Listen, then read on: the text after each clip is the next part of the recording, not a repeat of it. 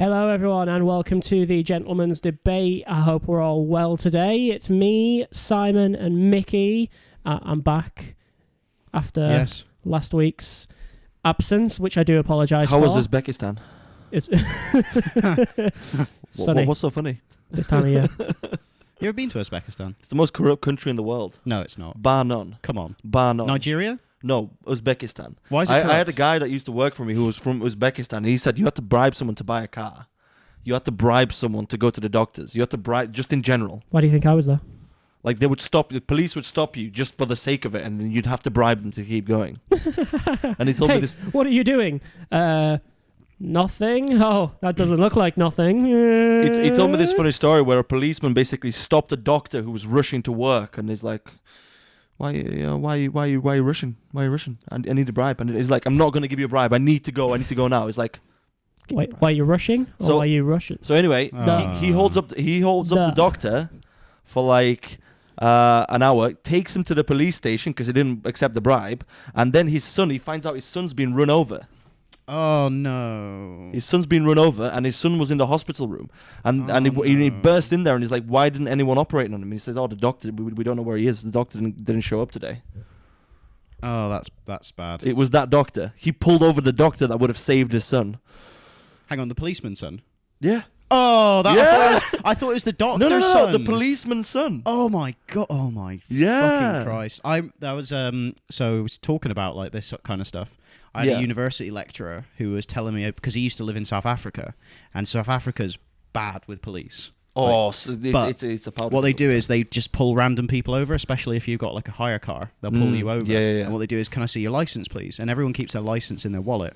And then basically what he would do is, he was quite savvy to it, so he used to keep a bit of money, but not all of his money in his wallet. So the police officer would be like, oh, and then because all they do is, instead of just checking his license, they just take the money out of his wallet and then just go. Mm-hmm.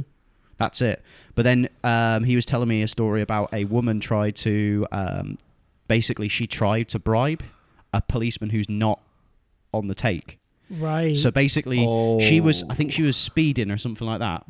And then I think she'd had the scenario where somebody had taken money from her. So then she was like, oh, here's some money.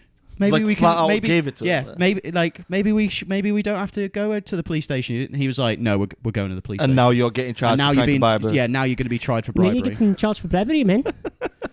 What's that accent? South African. No, that was a terrible. No, that's not a terrible South African. Go on, accent. do it extended period. Let's try to do Korg of Ragnarok. Korg. He's so funny. New Zealand. He's so funny. Yes, he is New Zealander. Is he New Zealander? Yeah, he's a New Zealander. I thought he was. I was like the entire time. I was like, he's Yeah. South African. No, it's New Zealand. But he didn't get like a high pitch, like a low and high pitch. Like I'm from South Africa. He wasn't doing that. Well, and mine was bad. That was bad. I'm from South Africa. The only thing I can do is say cigarettes. What, cigarettes? Cigarettes. Yeah, I'm gonna Like get some any cigarettes. Come on, man. Come on, keep doing. I want to hear your entire South African The thing is, accent. I actually did my South African accent to one of my colleagues at work, who is a South African, and she said it was great. She loved it. That's actually not bad. Off the cuff, it was shit, but now you're prepared for it. It was all right. That was pretty good. Yeah. District 9. Yeah. Yeah, you fucking prawn. What is your name, Christopher Johnson? You fucking prune. Don't put your fucking tentacles at me. That was such a good film, District 9, wasn't it? It's a brilliant film. Such a good. I like how they were like highlighting like racism, inherent racism in South Africa. It's inherent with racism aliens. and immigration, wasn't it? Yeah. Yeah. Yeah. There's a massive. I don't know if it's Japanese or Chinese. I think it's Chinese. Sorry. There's a massive Chinese population in South Africa, like gigantic. What? And they're the most persecuted. No. Yeah, they all moved there because the diamond mines. Basically, of course, there's massive what happened diamond was, mines a lot of Chinese people went to America to help with the railway.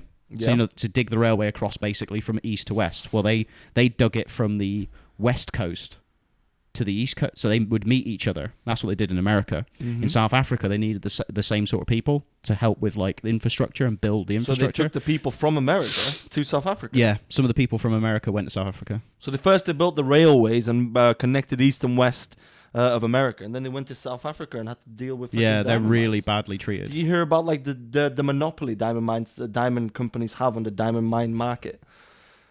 You mean the South African ones? Yeah. Yeah, they've got a massive one. De Beers is the biggest diamond producer still. Up until the 1900s, diamonds were really hard to get a hold of. Yeah. Because there was like no diamond mines. They just couldn't get enough of them. That's why the price was so high. And then they stumbled upon a massive mine in South Africa and they're like, holy shit.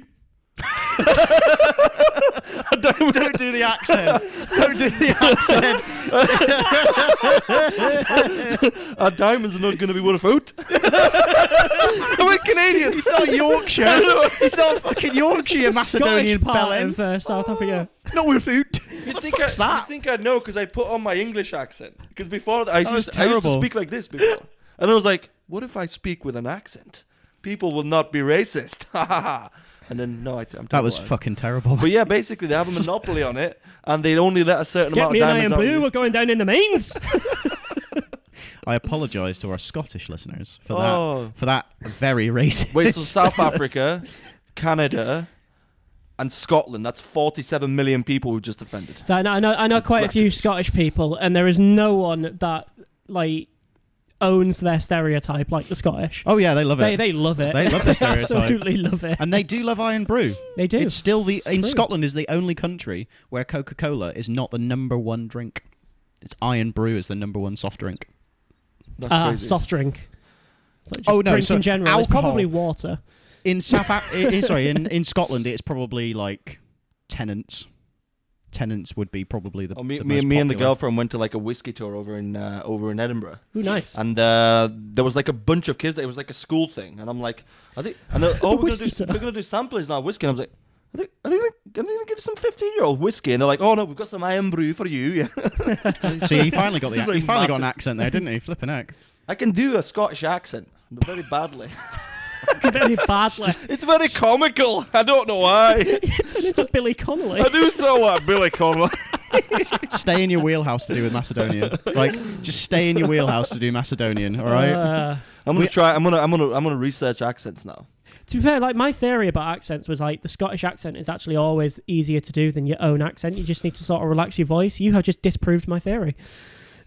No, it depends because have you seen Al Murray? There's different types of Scotsmen. True. Don't do it.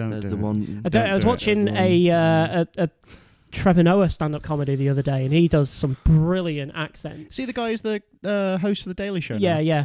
But his Scottish accent was horrendous. Every other accent he did was spot on, but his Scottish was terrible. Kevin Bridges has got like a good Scottish accent. That's because he's Scottish. He's Glaswegian. Like a segue there, because actually it's the only celebrity I've met in real life. You just wanted to say you met Kevin Bridges. I did. Right. So Kevin Bridges is actually Scottish. Yeah, but it was really weird because I was at the Hilton. I was working there, and he came in, and I was just like, I didn't know anything. I was just like, was he doing a gig in York? Yeah. Right. Yeah. No, actually, I met Little Mix as well. That was quite fun. But you met all of Little Mix? Yeah, they went to the hotel. Oh, there's. And then I had to take the bags up to their rooms. They dart off from their rooms. There's like shitloads of fans there. I take their bags up. They're fucking already half naked in their underwear in their rooms. Oh. They're tiny as well. They're like this big. That was a good day for Mickey. Anyway, Mickey had the hardest wank he's ever had in his life when he got home. The true star story, Kevin Bridges, right? Okay, here we go. He goes up to the desk, and I'm there like writing on something, and I look up, and I was the weirdest person in the world. He probably fears me to this day because I just stared at him. I just looked up and I just went. And he's like, I'd like to check in, please. I'm like, and then I just looked over and there was like a receptionist to my right, and I'm like, okay, I'm gonna go now. Just walked out. I was like, you're on TV, but you're real. What the fuck? You did meet quite a few celebrities though working at a hotel. I used to work at the Royal York next to the station, which is now the Principal. Indeed, yeah. Which for anyone who'd like to stay, my parents had their like to stay. Don't. My parents had their anniversary their honeymoon in the conference rooms are really good. And the master suites, very high ceilings as well. 6 master suites, which are really good. The rest of the rooms. The Grand, though. Unless the Grand it has been a while since I've worked there. They might have renovated. They've renovated a shit ton. They've changed because they've changed it all. Right. Apparently, they changed it all. It cost them a shit ton of money. It does look very like quaint and stuff, but it's like a mass hotel. Like a lot of people stay there. I met quite a few people there. I met Mickey Flanagan. He was staying. Awesome. I think Milton Jones was staying. Awesome. What's the guy? Is it Will Mellor from 2 Pints Lager and a Packet of Crisps? Oh, I don't know. I met him, but the best one that I met was Wolf from Gladiators. Oh, you told me about this before. Yeah. And the temptation, because obviously I was concierge as well, so it's my job to take the bags up to the room. And the temptation when he came up to me, like, well, first of all, at this point in my life, I was a 17-year-old kid. Was that when you had long hair? Proper skinny kid with long hair down to my shoulders, and I had to go up to this bodybuilder and go, "Would you like a hand with your bags?" And he just sort of deadpan looked at me, just like, "No, I'm okay." Like, looked me up and down, like, "Don't think you can do what as well as me." I fucking killed for a living. Yeah. You puny. I'd love if later he just said no, but you can help me later on. But obviously that's a porn film, that is, right there. Up to the room. Is that what you want to go into, Josh? Porn? Purely just for a Can you film with one hand though? We'll talk rates I like how you were like that, but if Josh had just said, "No, but I can film with no hands." Oh yeah. But what's the sound? That sound was horrific. Yep. Stop it. Anyway, but no, the best part about it is because he then asked, where the lifts were. So it's just like, sort of looked me up and down as if to say, "Come on, mate, I can carry my own bags." And I was like, puke. "But where's the lift?" Go on, do the stair. He just needed one of those stairs where it's just like it's the thing, then it's running down. Oh, it's the reverse escalator. Yeah, that's the one. But no, because obviously then it was just down the hall to the left, which is what I said. But the temptation, I had to resist so much to go down the hall to the left. "You'll go on my first whistle." He would have hurt you. I would have been fired. He would have thrown that suitcase at you. Or he would have given you the weathered look of, "I'm going to fuck you in the ass. I'm going to fuck you in the ass."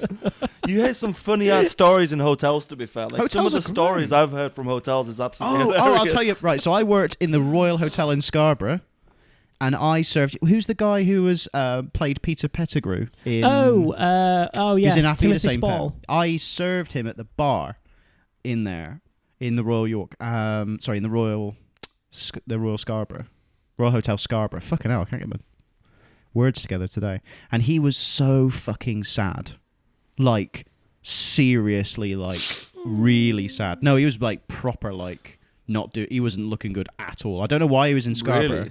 But he was Probably because he was in Scarborough. Yeah, but he was buying like, I'll just have a bottle of Heineken. Like every time he was like, I'll have a bottle of Heineken, bottle of Heineken. And like I was doing table service to so like they had the bar where people could come in, they come to the bar and order. And then you had the restaurant, but one of my friends was doing the waiting for the restaurant. Then you had the lounge, and the lounge you went out. I had to go out, so I'd serve everyone in there. And then I'd go out and check that the lounge didn't have any glasses or if anybody wanted any extra drinks. Because people who sit in the lounge kind of had a bit more money. And he was just continuously like, "Oh yeah, I'll have a bottle of Heineken. And then he was like so like, he was just sat there sometimes. He was just like this. So he must have either just like holding his hand in his head. I don't know. He's with his. I think he was with his wife. He might have been. I think that might have been the problem. It might. He might have been. Timothy Spall. He might have been doing research in a role, and obviously with actors as an actor. What have you been in? You are. What have you been in?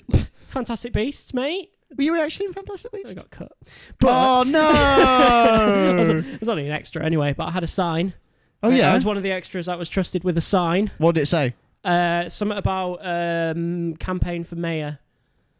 There was a mayor. I haven't actually seen the film. Yep. Fucking hell, mate! You need to get some. You might not have been cut. It might be in the extended edition. Yeah. I will watch it eventually. You and Wolf. But yeah, I was in this bit. There was Ezra Miller behind me. I had a nice conversation with John Voight, who killed a spider in front of everyone. Because really? there was a load of women who were like scared of the spider on the steps, and he just went, "Oh." Evil mother. So John Voight's a murderer. Apparently so. Oh, great. I for some reason I met Shailene Woodley, who's not even in the film. Why? Was she just I hanging think out she was there? just on the set. Yeah. She hanging out with like other actors. Must have been. Interesting. Yeah. At least I don't think she's in the film. But yeah, no, because we were walking back in to this because it was filmed in Liverpool. We were walking back into the main courthouse bit. Where it was filming. There was this massive gala. It was really nice set, and there was this American lass's voice behind me, and I turned around. Don't know why. Didn't even recognise the voice. It's just a normal American. It's a distinctive voice. Though. Oh, look at you meeting all this stars. Well, Kevin Bridges, Derek Acorah. I've met Derek Acorah before. Who the fuck is Derek Acorah? He's that dude that like goes in and is like, "I've got a premonition." This is a funny story, right? And he's like, he goes in. You've seen him, right? And he's like, "I can see your Uncle John is speaking to me," and he's there, right? He's at the Hilton. Scouse guy. He's that old guy that is basically like just basically talks to ghosts. He was and on. Like that. He was on Most Haunted. That program. All right. He's like, Sam. I'm getting the feeling. I'm getting the feeling in this room. Like, oh, Sam's trying to tell something to me. Sam, what are you trying to tell me, Sam? Sam. That's Derek Acorah. Yeah, he was doing exactly that. Okay, he was doing exactly that in the bar. Was he actually doing that? Yeah, and he's like to one of the girls. He's like, Emma. He's trying to fuck her. You've got. He was trying to fuck her. Wait. He was 100% trying to fuck her. Yeah, he's like, no, his wife was right there, and his wife was like, stop it, Derek, stop it now. And he's like, right, I got that. He's like playing the crowd. He's there like, you've got an uncle, Dave. He's like, oh, Dave, I know Dave. Dave is someone I know. And then he comes on to me and he's like, what's your name? I'm like, my name's Miroslav Dimitrievsky. Are you gonna tell me my cousin's called John? And he was, no, I didn't tell him that, but he just looked at me and his face just went. He just Moving on. He just turned around and just sat back out. You should have just said Mickey and then let him. Oh yeah, so Mickey, your uncle David. No, I don't have an uncle David. Fuck. Right, your auntie Josie. That's the thing with mediums, isn't it? Like, you've got an uncle, auntie, father, mother, cousin, sister. Starts with an A. Starts with a B. B. C. Yeah.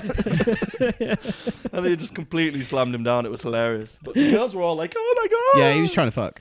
He was trying to fuck. You've got an uncle, haven't you? I do have an uncle. What's his name? John. Is your uncle called John? He's called John.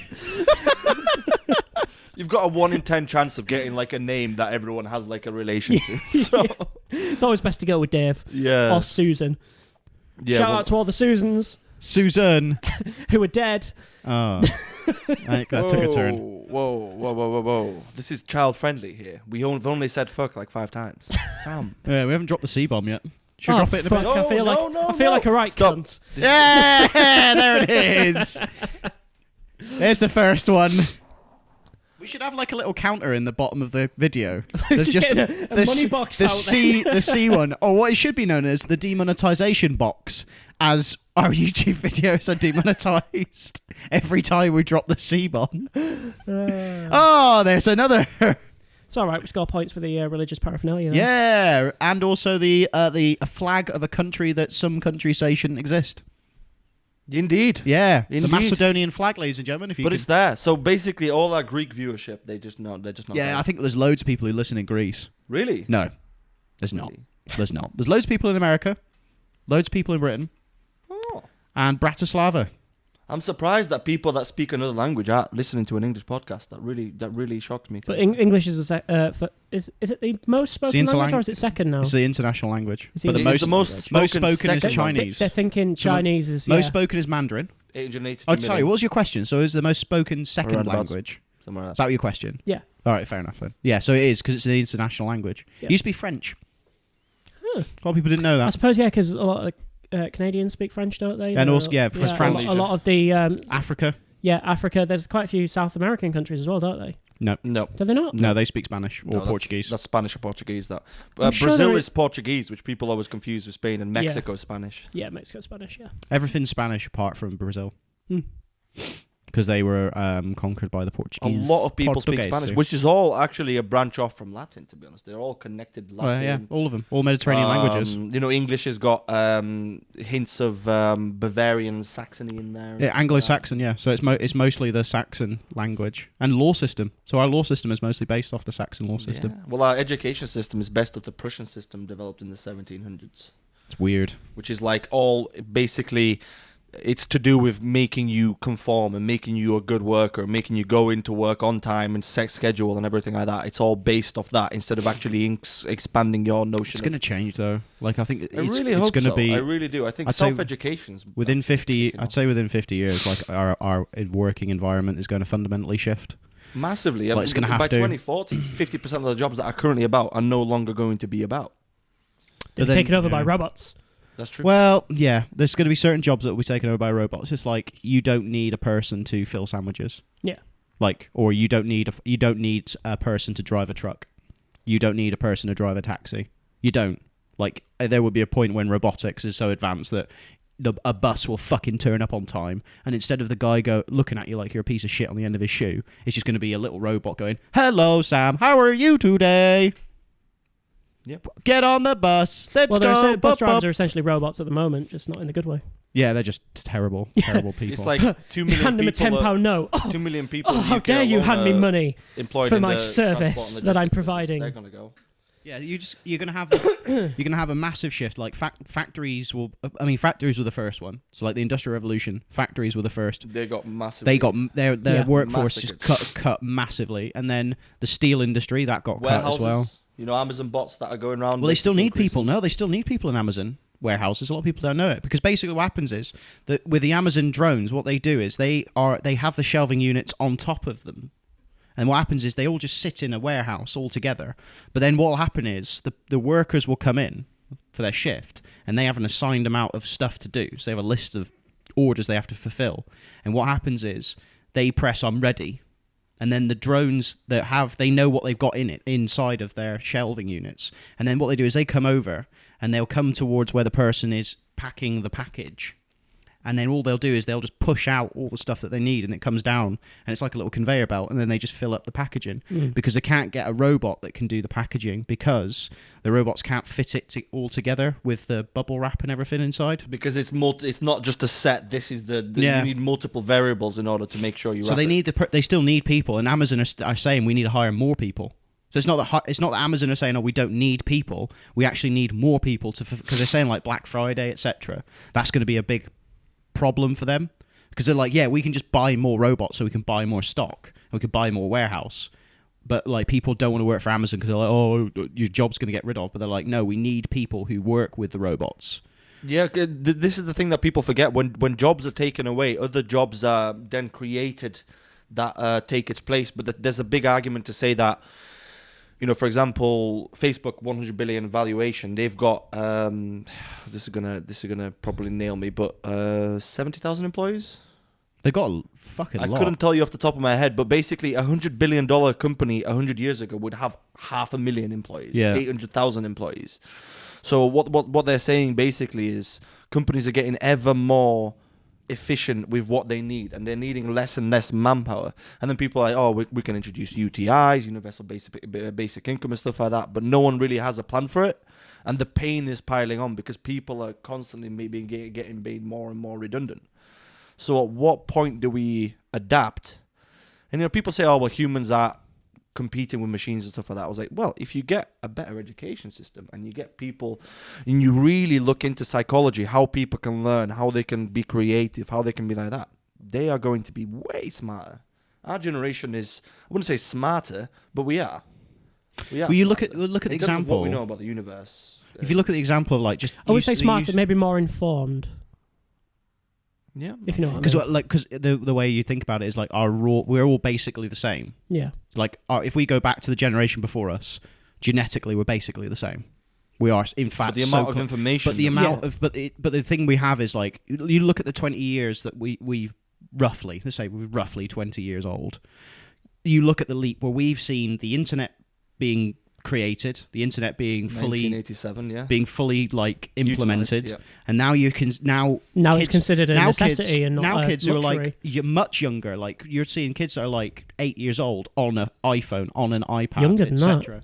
But then like I've seen babies like watching iPads, which and is you're also like, quite whoa. a worry. But they know how to instantly use it. That's the thing. The statistics with it, where it's like if you spend more than 2 hours a day on Facebook or social media, not Facebook in general, just social media, you increase the chances of depression by like 30%. Well, you can understand why.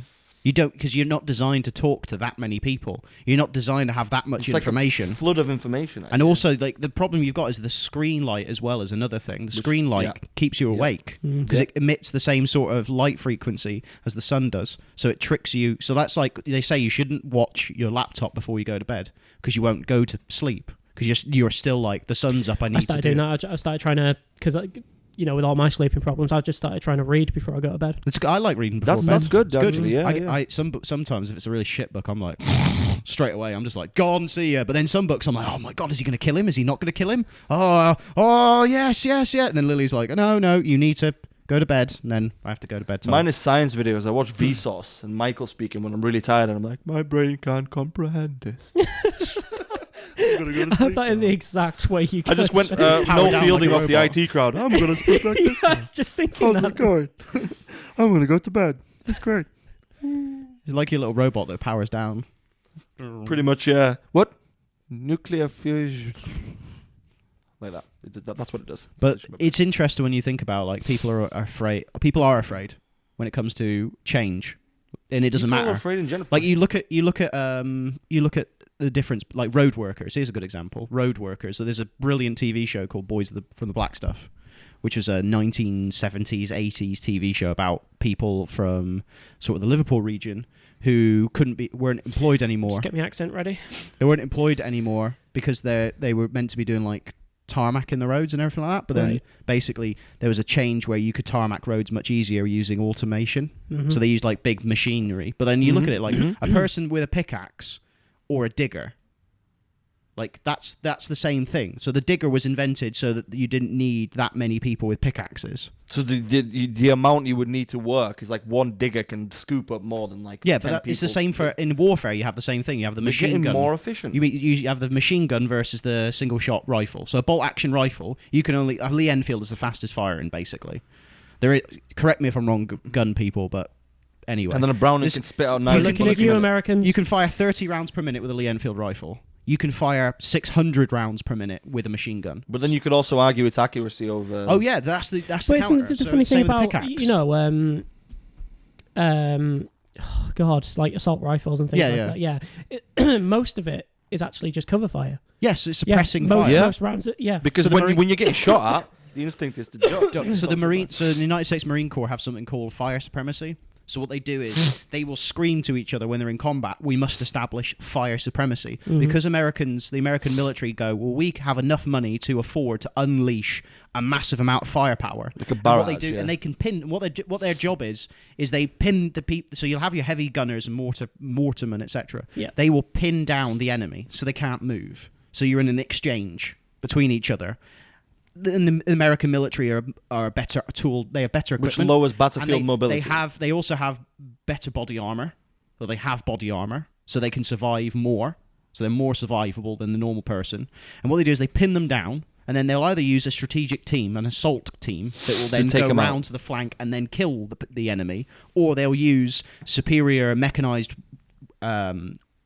vehicles, so like your armored personnel carriers, tanks, etc., to fire in missiles and shells to try and kill the people, or they'll bring in their vastly superior air force. How long though before robots basically take over the battlefield, and it's someone basically like you're playing on an Xbox, but you're actually in a war zone controlling I always drone say strikes. Armored vehicle. So drone strikes happen now, and drones have been integrated into conventional warfare, but they're like it's like what happened during post World War II. The amount of people that actually shot someone. So the post World War I, every single country thought, we need to have a big air force, because if we have an air force, we don't have to send in land troops anymore. All we have to do is we can just send in our bombers and bomb their cities, and then they'll surrender.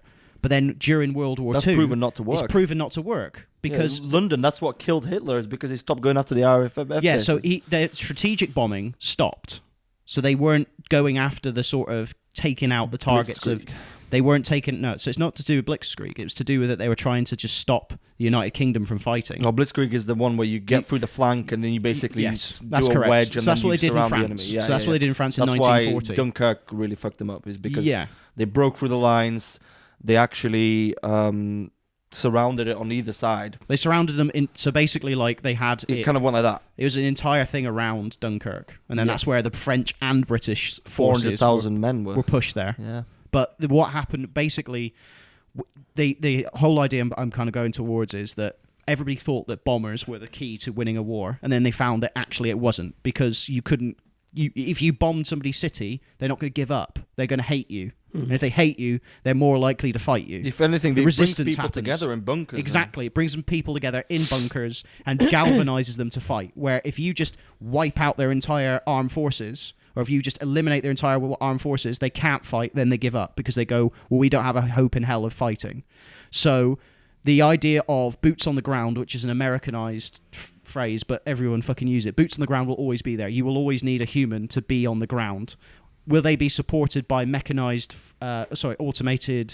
vehicles and automated thing? 100%. They're already being done. Like, you look at Boston Dynamics, which used to be owned by Google. Google recently sold it. They have the Mule, where basically it looks like a little horse, but it carries £1,000 worth of equipment. So you take all of the pack stuff, and it's just the soldier with their gun, and then their armor, which could be liquid armor. You know, which they could have like Hulk suits. They have those Hulk things where you can carry like 100 pounds extra if you want, and like you can put armor on top of that. So you'd have like a biometric skeleton. I was going to say because they are doing a lot of research into that sort of tactical armor, aren't they? Yeah, think Gears of War, not even Gears of War. What's the one? Warhammer. Think of Call of Duty. So everyone who's a gamer will fucking know this, but Call of Duty with the exosuits. So basically, you put on the exosuit and it would let you lift and move and jump and kick and punch much harder. Combat, you can knock people out, you can jump way higher, you can run way longer. You can run, and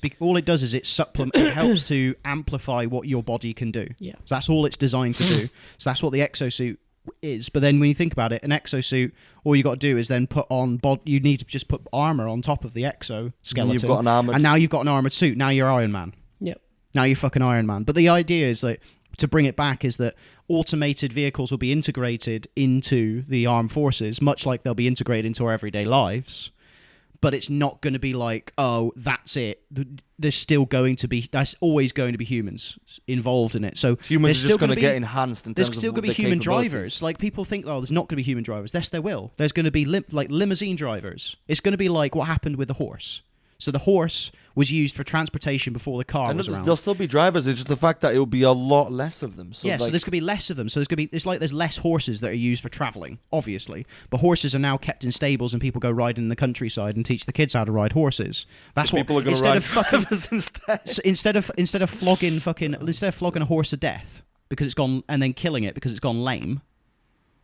Now a horse can have a better life, but they're now like a sports car, like a high-end, like that's what's going to be developed. You'll have the utilitarian, automated, like electric automated cars. Those will be like for the mass. They'll be for the mass, so everyone like getting to work and stuff like that. Yeah. But when you want to go to racetracks, when you want to go to like the Route 66 and stuff like that, you get 1967 Mustang. You get like the sports cars. You get stuff like that. So there's going to be a massive phase shift towards cleaner energy and renewables.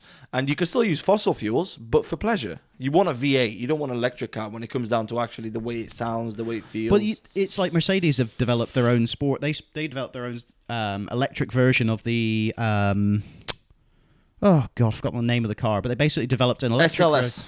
They developed the electric... Doors. Yeah, they developed the electric version of the V8 car. But it's just a proof of concept to say that we're still going to make electric sports cars. So that you can say to yourself in the future, if you have like a really good job, you might have the utilitarian car that does the automated stuff and takes the kids to school and maybe you go to work with it. But then maybe on the weekend you go, oh, maybe me and my wife, we can go and let's go for a drive around the countryside and let's go find a nice pub for, like, that's still going to exist. It's not going to stop. It's just that it's going to change. Transition. It's going to change is what we fear. We always fear change because change normally means that what we became comfortable with no longer exists and we don't understand what is coming.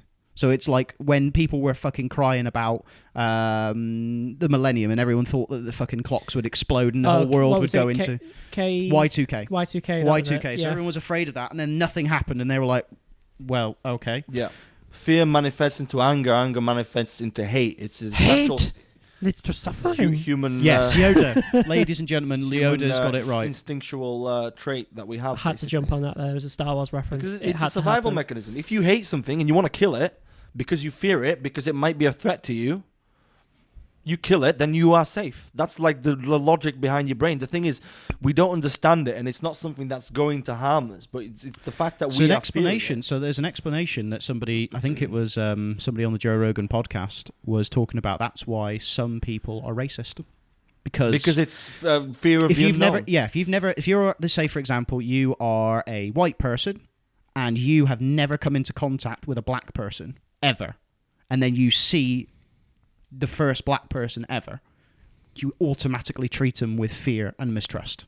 And it's not race, it's that, and that is an element, that is what racism is, fear and mistrust of another race. It all comes down to an instinctual... But it's that, it's that primordial thing that's wired in your brain. If you see something different, you immediately go, this is a threat. This is why the younger generations, especially in the large metropolitan cities, have a lot less of that, because they are in contact with people from all walks of life. They're exposed to people earlier. So at younger ages, they're exposed to them. So that's where they're more accepting. That's why there's a big disparity between people in rural areas and people in large metropolitan cities. That's why we've got such a massive gap. And that's where you have the political swings as well. Yep. So like in cities, normally a city is left-wing. Yeah. Because they are more tolerant, because they've had more exposure. Cultures, but people who are in the rural societies and not in the built-up areas, they're more right-wing because they haven't had the same exposure. So it's like the amount. So it's your environment. That's the only thing that's causing friction within. Well, not the only thing, but a massive cause that's causing friction. Now, between the argument could be made of should you have that many people piled on top of each other? When it's like 5 million people, I don't think so. You need to expand that, but you need to have the exposure of different races integrating, different sexualities integrating, different ideologies integrating, because the integration is where the beauty is. Because the fear stops, the understanding begins. Yeah, so like if I'm Catholic, if I met somebody who was of, let's say, Middle Eastern descent and was, I don't know, let's say they were of the Islamic faith, then that is somebody that if I had never met them, I would treat them with instantaneous fear and mistrust. And that makes sense, because when you think about it, you meet somebody new, do you instantly go, oh, hey, mate, how's it? Yeah, you don't. You kind of go, well, I need to see this person. I need to gauge what they're like. It depends on your character, to be fair. Some people are very open and extroverted. Some people are introverted. It's all about kind of like... Most people are introverted and not... Because when you look at it, you're like, oh, no, that's not true. Loads of people are extroverted.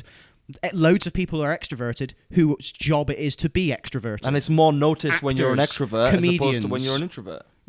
Those people, like people who are in the limelight, are extroverts because they want the attention, they want the limelight on them. So they are the most likely to be like, oh, that's why actors are normally left-wing. Comedians are normally left-wing because they're more willing to be exposed. They're more willing to take in information, and they're more willing to work with others because they're extroverted. They're willing to go and get something, whilst introverts are not like that. They want to stay as the status quo is because they know where the comfort and safety is. Now, I'm just saying in general. I'm not saying that's true. People are then grouped into different... Yeah, like... And then people usually follow the group, even if there's like outstanding facts to not believe in that. People tend to stick in groups, especially when fear and hate and anger are So you look at the best example was, you remember when it was the Oscars and there was the racism claim where they said that black actors were not being represented at the Oscars, so that everyone then went, fuck, they've got to address this. So all the actors in the entire thing went, oh, it's true. Like no black actors won an Oscar. So they were all like, oh, we got to address this. We got to all come together. We're all a left-wing group of people. But then some people who were like, well, actually, did any of the black actors that year merit an Oscar? And the argument was no. But then the next year, then black actors won Oscars. And then people were like, oh, that's not fair, because all they're doing is they're just pandering towards perceived racial inequality. You could argue on two fronts there. You can argue on one front that because it's like everyone within the Oscars, I don't know how you get it, the foreign press, they're the ones that pick, which are predominantly white. And generally, they're acting in a group culture. That could be a sign that they're voting just white, or it could be another, I don't know. It could be also like you're looking at the demographics. It's like, I was talking to somebody about this, where you look at martial arts, or you look at boxing, or you look at anything, like you look at combat sports, and you look at the percentage of it that is dominated by men, and then you look at the combat sports world is mostly dominated by men. Just how the matter of the fact is, it's mostly because you look at the UFC, you've got the most fighters are men, and most weight divisions are male. Like you have heavyweight all the way down to flyweight. Yep. Whilst women's ones, they only have 3. So they have strawweight, flyweight, and bantamweight. So there's going to be less. So that's just the UFC, which is the pinnacle of mixed martial arts world. Boxing is better represented in my opinion, but still, it's not still as massive. There's still a gulf between the amount of people. And there was something where I was talking to a person around about the actual ability of if you just put women and men in non-segregated so like non-segregated categories. So whoever is a bantamweight, whether you're male or female, would just be in the same thing and you'd all fight each other. But then the propensity for a female champion, let's say, would be lower because there's less women inside of. So it's like, do you put men and women in the same category of bantamweight, so they all weigh the same, right, and they all fight? The likelihood of a woman being the champion of that weight division based off ratios, just off of the ratio of there's more men than there is. So I'm eliminating any form of physical tendencies, of any form of talent, of any form of skill. Just basically the pure ratio, law of averages. Yeah. Just that you're going to have. It's like a 3 to. I think it's like a 3 to 1 of men to women.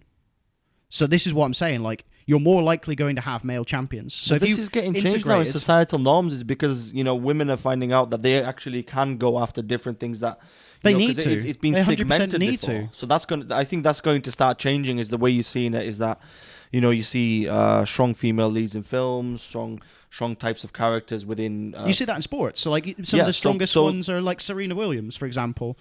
She's a massive. She's sponsored by Nike. She's the most dominant women's tennis champion in the planet. You put her in a game against male tennis champions, she'll be shredded. Absolutely decimated. Has that happened yet? Because what they've done is they did a ranking. So they didn't they do that thing in the 70s or something where they put up a woman? It was against a male. It was Billie Jean King versus I can't remember. This is tennis, right? Yeah, tennis. Yeah. Because there was that film about it that's come out recently with Steve Carell and Emma Stone. Yeah. Billie Jean King and I can't remember his name. And who ended up winning that? I believe it was the woman. They did a comparison where they did Serena Williams. What would she be like in the ranking system? So all they did was they did it on point scoring. It's quite interesting when it comes to tennis, though, actually, because there is this massive call at the moment with the women's game versus the men games because the prize money for the men's game is way higher. Is higher. No, it's not. Wimbledon. What? Wimbledon. This is what I'm saying. No, it's actually not higher. That's the thing. Okay, what is it? I don't know much about this. So Wimbledon is the pinnacle of tennis championships. Women win more money from the tournament than men do. Yeah. However, their sponsorships, women's sponsorships are lower. Women's sponsorships are a lot lower. Unfortunately. And this is where the imbalance is completely backwards because actually, and this is just my opinion, the sponsorships should be exactly the same. Yep. That is without a doubt. You can't control companies. But again, you can't control the companies, what they're willing to pay. That's up to the companies private themselves. Companies, so they can do what they want. Privatisation. But actually, I personally think the men's prizes should be more for the women's prizes in those tournaments because the men play 6 rounds, the women play 3. Oh, the men use heavier equipment, the women don't. The men have their courts, their court sizes are bigger, the women's are smaller. And it's just like I can see. And it is because I suppose that the reason is because of the physicality. What's the pool wise in terms of how many? But that's just the case for tennis. Other sports, it's totally different. There's an interesting thing. But I happen to know that about tennis. I don't know why. The sponsorship system is an interesting one because you look at who's a draw, and mostly the draws are male tennis. Yes, she's the outlier. She's the outlier. Look at who's the next big tennis player, women's tennis player, Maria Sharapova, who was done recently. She admitted to performance enhancing drug use. That was a weird. Yeah, but she had that thing with the tennis ball, and like she's like there scratching. That was the weird one though, because wasn't Sharapova's performance enhancing drugs, weren't they legal up until a certain point? Yep. And then it got made illegal, and it was just like she kept using them. She kept using them. I thought it was still in her system from the use for when it was legal, and that's why she got done for it. No, so she kept using them. She kept using it. So the moral of the story here is everyone's taking steroids. Yeah. We look at what happened to Lance Armstrong. Lance Armstrong, yeah. Look at what happened, because he basically said, I was using performance enhancing drugs. Everyone who's in the top 50 of the Tour de France uses drugs. Everyone. It's like a systematic issue here. Yeah, it's that's what I say. I said like every single person who's at the top flight of of sporting, unless they are an absolute genetic freak, is probably using some form of performance-enhancing drug. It's just how the system works.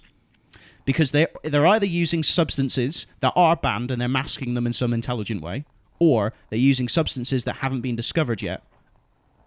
Like, you look at the Olympics, is the best. I always go for the Olympics. It's the pinnacle of our entire society's sporting system, because it's at an amateur level, but it is massively regulated by WADA, the World Anti-Doping Association. And basically, they retrospectively test your samples. So they have been testing Usain Bolt samples religiously to make sure that he hasn't been using any form of... Yeah, because that's the funny thing about Usain Bolt is because he's a freak of nature. He's so much better than everybody else. But the funny thing is, his running technique is actually dreadful. That's the funny thing. For a sprinter, his technique... You could say that, but how about like the Fosbury flop in terms of high jumps? Yeah, that's good. Yeah. Everyone thought that was like, he was like, why is he doing that? But he gained so many inches. But that's the thing. It's just like Usain Bolt. It isn't like... It's very, very strange. There was that whole documentary on it, which was a really good documentary. He proved that tall people could win in sprinting. Yeah. But like I was saying, like Jamaica's never been like a historic best sprinters. Like only in our lifetime has they've become the dominant sprinting country. Do you think maybe it's because who's the first ever Jamaican sprinter that pops in your head? It's always Usain Bolt. Yeah. Was there anyone like 20 years ago? Don't think so. Because usually there's an idol that comes from a country. This is from Kids a popular then idolized experience. him, and then they become interested in it, and then more people get into it. It could be a coaching system. So they're new. So they might have had a new sprinting coach come in that basically is the best sprinting coach of all time. But sprinting is like, well, it's running.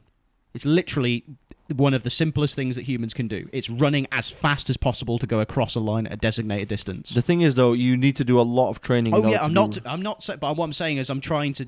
So it's like martial arts. You could say the simplest thing is hit somebody and don't get hit. That's the simplest part of it. But the equation is so much more varied because you've got Greco-Roman wrestling, jiu-jitsu, Muay Thai, Samba. Just look at MMA. Karate. Look at MMA. All the ways you can stop a fight is I've got two of each part of this. So my hand, my elbow, my foot, my knee. That's just, and then I've got two of those, and I can strike with all of those in an almost infinite number of combinations. So you're saying is the variables become exponentially. Then you look at the grappling. Much larger. You look at the grappling as well, and tie that with striking, and then you look at just pure grappling, and then you look at just pure submissions. You have to be quite smart to be able to actually. Well, they say like some of the most dominant mixed martial artists are some of the most intelligent fighters. But you look at like Floyd Mayweather, he's a very intelligent man when it comes to boxing. A lot of people make fun of him for not being able to read and write, which I think is just horrendous, but it doesn't matter. Can he not? Apparently, it's a joke that goes on, but right. I don't think I wouldn't make fun of. I wouldn't make fun of a man who literally could staple a fucking check for £1 million to my balls, and I'd thank him for it. I would never ever debate with a man because the man. Have you not heard about the fact that he's getting and for the getting chased by the SEC because he still hasn't paid his he's paid his money. Has he finally? Yeah, he's going to go through that money quick though. Yeah, he's got a girlfriend in every city he's ever visited. If you're the world champion, you have a girlfriend in every city. He's got but he's been done for like domestic violence and shit like that. He's been accused of that. Yeah. So maybe he's got a bit of a temper with him. But that seems to be a thing across quite a few boxers. Like Mike Tyson. That doesn't seem to be the case that much in UFC fighters. I don't know, mate. There was War Machine who almost killed his wife. Yeah. Oh yeah. She was a porn star, wasn't she? I'm not sure if she was, but she. That was fucked up. He basically beat the fuck out of her and tried to strangle her. I'm pretty sure it was. Yeah, it was. Christy Mack. Her name. No. Christy Mack. Is that her name? There you go, Josh. Thanks for that, mate. Christy Mack. Yeah. Somebody. Yeah, love her stuff. I'd love it if you just saw his right arm just tense when he said it. Christy Mack. Oh, that's the stuff. She's on my playlist. She's on my saved my personal collection, and you just opened up the cabinet and it's just. I don't have a saved collection. It's all in my mind. Oh, right, cool, thanks. I have a girlfriend. I do also have a girlfriend. We all have girlfriends. We're just all wankers. Hey. For anyone who didn't hear Josh, we're all just wankers. Should we do it again? Yay! We fucking killed it now. Sorry. I was reading a thing the other day. Oh, here we go. In regards to it, and apparently is this a segue? This is a segue. Okay. This is a segue. Because I was reading a thing the other day. Tell us more. It was a thing. It was a thing. And apparently, when you wank, you release a certain hormone within your brain that does inhibit what's the word? Hair growth. Is it called testosterone by any chance? Yes. Yeah, it's a type. So literally, people now know. People. Sorry. We in our last. Is that a joke or is that a real thing? By the way. No, that's true. Ah, fair enough. Yeah. That's cool. Yeah, it's also the thing is just also like after a male ejaculates, I don't know what it is for a female after they ejaculate too. I know they ejaculate. No, that orgasm. Just call it an orgasm. It can be called women orgasm. Ejaculate after a woman orgasms or a man ejaculates. I don't know if it's true for women as well, but it is definitely for men that you produce a chemical that makes you more depressed. Instant depression. Is it serotonin? Something like that. Yeah. Is it serotonin? Instant depression Drug? So it's like the greatest thing on earth happens to you, and then you're like, I'm sad about it. Though. Regulates the kind of like different and chemicals that's why within your brain. some men cry after sex. It would be. do we actually need to take you to the doctor because like the podcast is not? I probably do need to go to the doctor, but not for anything like that. Just a general checkup. This is not the coping vehicle for this, mate. For your mental health. Fucking hell. But this podcast got deep, said Josh. Hey, we're gross. We're going to get the fourth microphone in for Josh, and he's going to be our pun man. Yeah, we keep forgetting the microphone, which you lovely people will be able to hear Joshua speak with his not witty, see him. witty We keep banter. him in the corner with yeah, a bag because he's in over charge his of the cameras. But shall we? No, you come out of the cage when we do the podcast. You go back in the cage once we're done with the podcast until the next week. So should we discuss some topics? I think Mickey, you were saying that you wanted to discuss around about the anti-aging thing. I do, but I watched a video yesterday on it, and I remember the broad strokes. I'd like to tell you the broad strokes, the names of the different things, which is what I do the broad strokes so people can do their own research. So into there's the like 3 different pioneering ways now they've figured out how to effectively within mice increase your lifespan and decrease the entire goal of science now is kind of shifted towards making you healthier during your life instead of trying to be immortal or all that crap. So it's just making you not degenerate to the point where you're like you're like 90 and you're there like so optimizing the actual human body. Pretty much, yeah. So they found that there's certain cells that everyone has that deteriorate over time. They just keep getting more clogged up. They're not functioning properly, but they don't get displaced. So these cells. Yeah. Yeah. So what they found is they found a chemical that if put within the body actually eradicates 80% of them. I could have done with that. So what that means is you've got fresher, newer cells that are what's the word? Staves off aging, basically. Once they did this clinical trial on mice, they increased the lifespans by 30 years, and they were 30%. Remember, I keep saying that, and you did the same reaction. 30 years for mice. 30%. They don't live 30 years to begin with. We had this conversation before, and I fucked up, so I've done it twice now. So 30%, which is fascinating. Like how you can age, but you will age a lot slower. You will have a healthier looking skin. You'll have less. So you'd look less like wrinkles. So you'd look like. So me, I'd look like a Mediterranean person. But there would be no rapid slope off at the age of like 40. Pretty much, yeah. Ah, great! I'd fucking love that because Mediterraneans are fucking sexy. Well, thank you. You're Eastern European, mate. I'm Mediterranean. You don't count. I'm right next to the Mediterranean. Yeah, right next to. I'm two Sorry, 2 hours away. Greece. Like a 2-hour Greece drive. is Mediterranean. You're Eastern European. You're a douchebag. Yeah. I am the most southern Slavic nation. Yeah, so still Eastern European. Seriously. I'm both. Right. Okay, aging. Next is stem cells, where they basically, this is like quite a weird thing, but they got like a certain stem cells from young mice, and they injected it in older mice. Like, again, I can't tell you which types of stem cells, and that increased the lifespan by 10%. And that also just rejuvenated and made them a lot. They could go on the mouse wheels longer and stuff like that.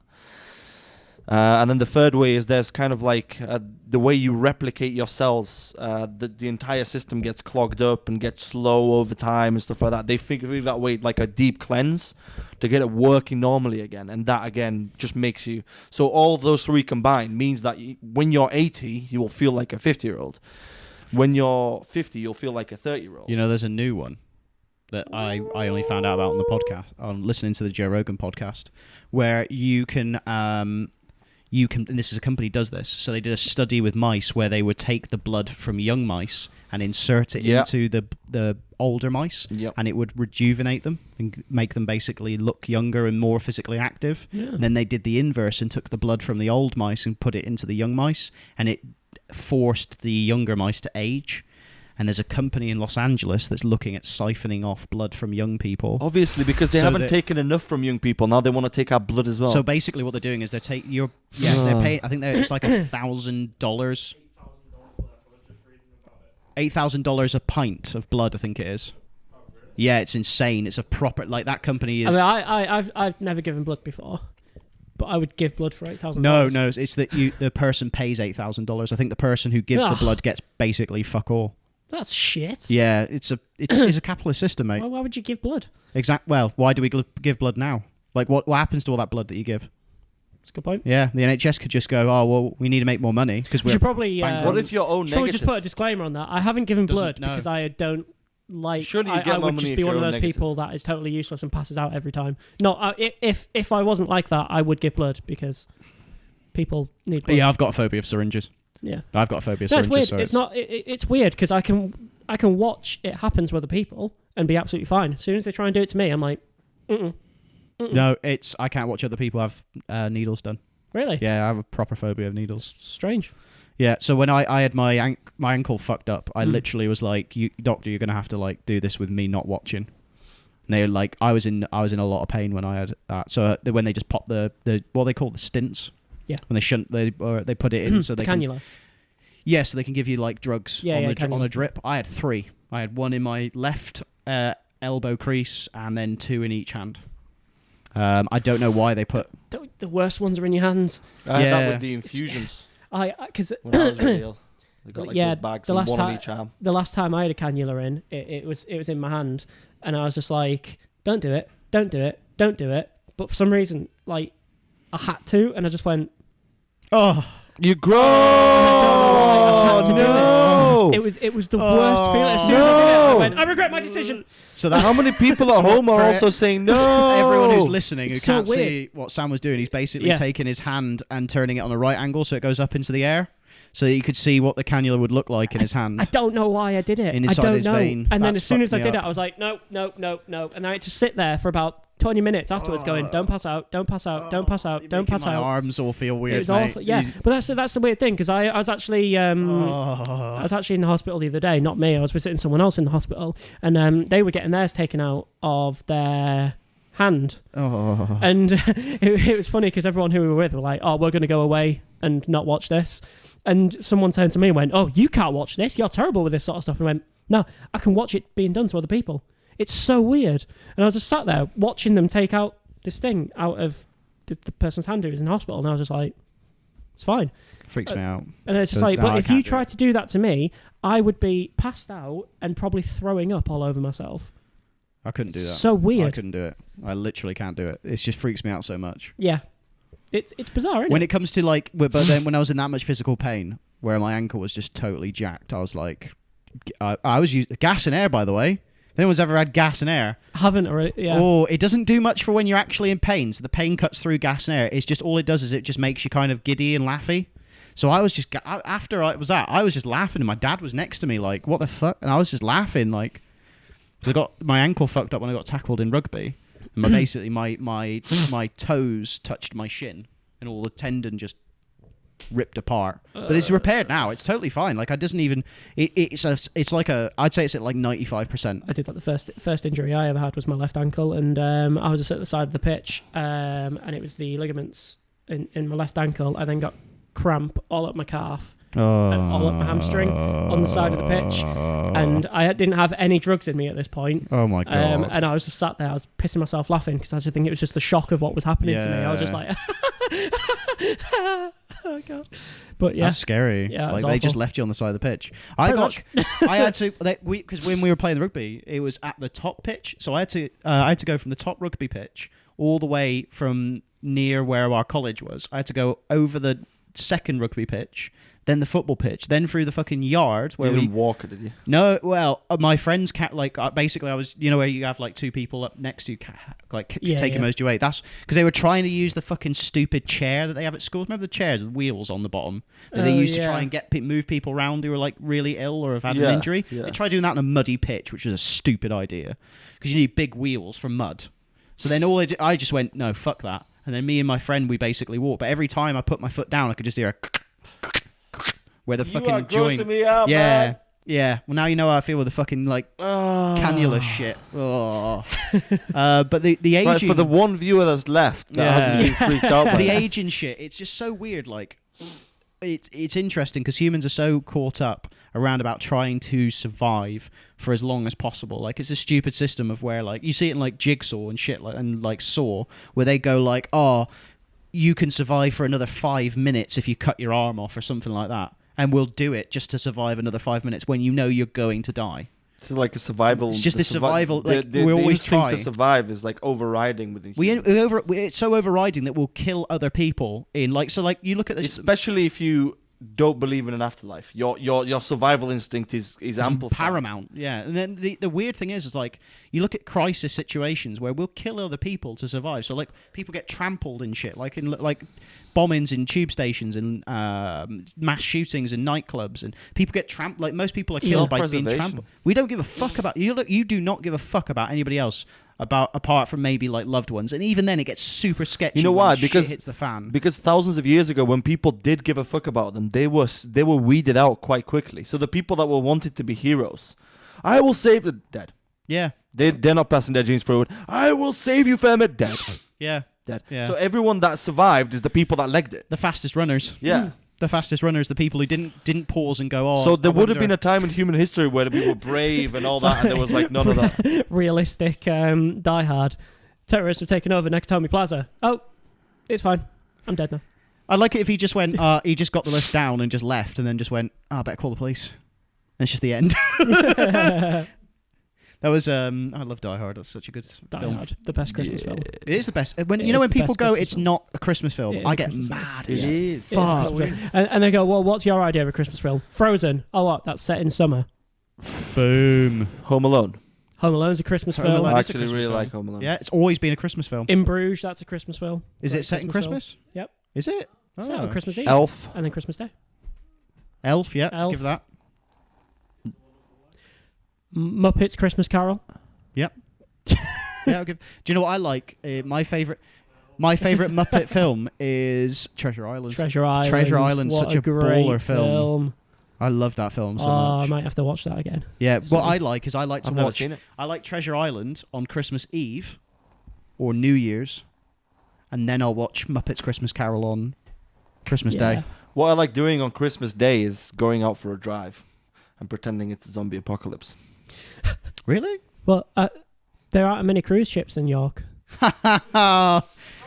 Throwback to the last podcast where we had an entire fucking rant about zombie apocalypse and how to survive it. Loads of people love that, by the way. There was some, there's some people who do podcasting in America who do like about zombie apocalypse. Yeah. And basically, do you know what one of them said? They went, "Stupid idea." No. I'm willing to debate anyone about this. I will debate anyone. Stupid idea. That's all they said. In that they put a review and they said, "Love the podcast, super funny." Gave us like a good review. So if you want to give us a review, ladies and gentlemen, please do. But they basically were like, "Cruise ship, stupid idea, full stop." Well, if they want us to go and debate that, or Mickey to go and debate that, what they can do? I will debate it with anyone. Yeah, I will debate it with anyone. What was the original topic before the cruise ships? It was all about like aging and shit. Yeah. No, but after that, we had Die Hard and Christmas films. Christmas films. Doing stuff in Christmas films. I forgot like kind of. You want to go drive? You said you like going driving during Christmas because it feels like. Oh yeah, because it's not my Christmas, because my Christmas is on the 7th of January. Why is that? Because that's like the Orthodox Christian. Oh, is that when they believe Jesus was born? On the 7th of January. It's so stupid that the only reason that the fucking Catholic Church and modern Christendom believes that the 25th of December was when Jesus was born because it fell on a pagan holiday on the 25th. Yeah, it was always the 7th as far as I'm aware. That's the only reason why. So basically all they did was when they demolished all the pagan holy sites, they built the churches on them and then just took over their holidays. That's why Easter used to be a pagan thing to do with the fertility of the land. So like when you think about it, like Christians, when you think about it, like there's no symbol for Easter. Like we all go, oh, the Easter bunny. Like that's nothing to do with Christendom. Or the egg. The egg isn't anything to do with it either. Yeah. Like it's all it is it's a rip-off of and also a pagan. Bunnies don't eat eggs, nor do they lay them. What's the correlation? I saw such a funny GIF where they said, "This is how." Who cares? Chocolate eggs, man.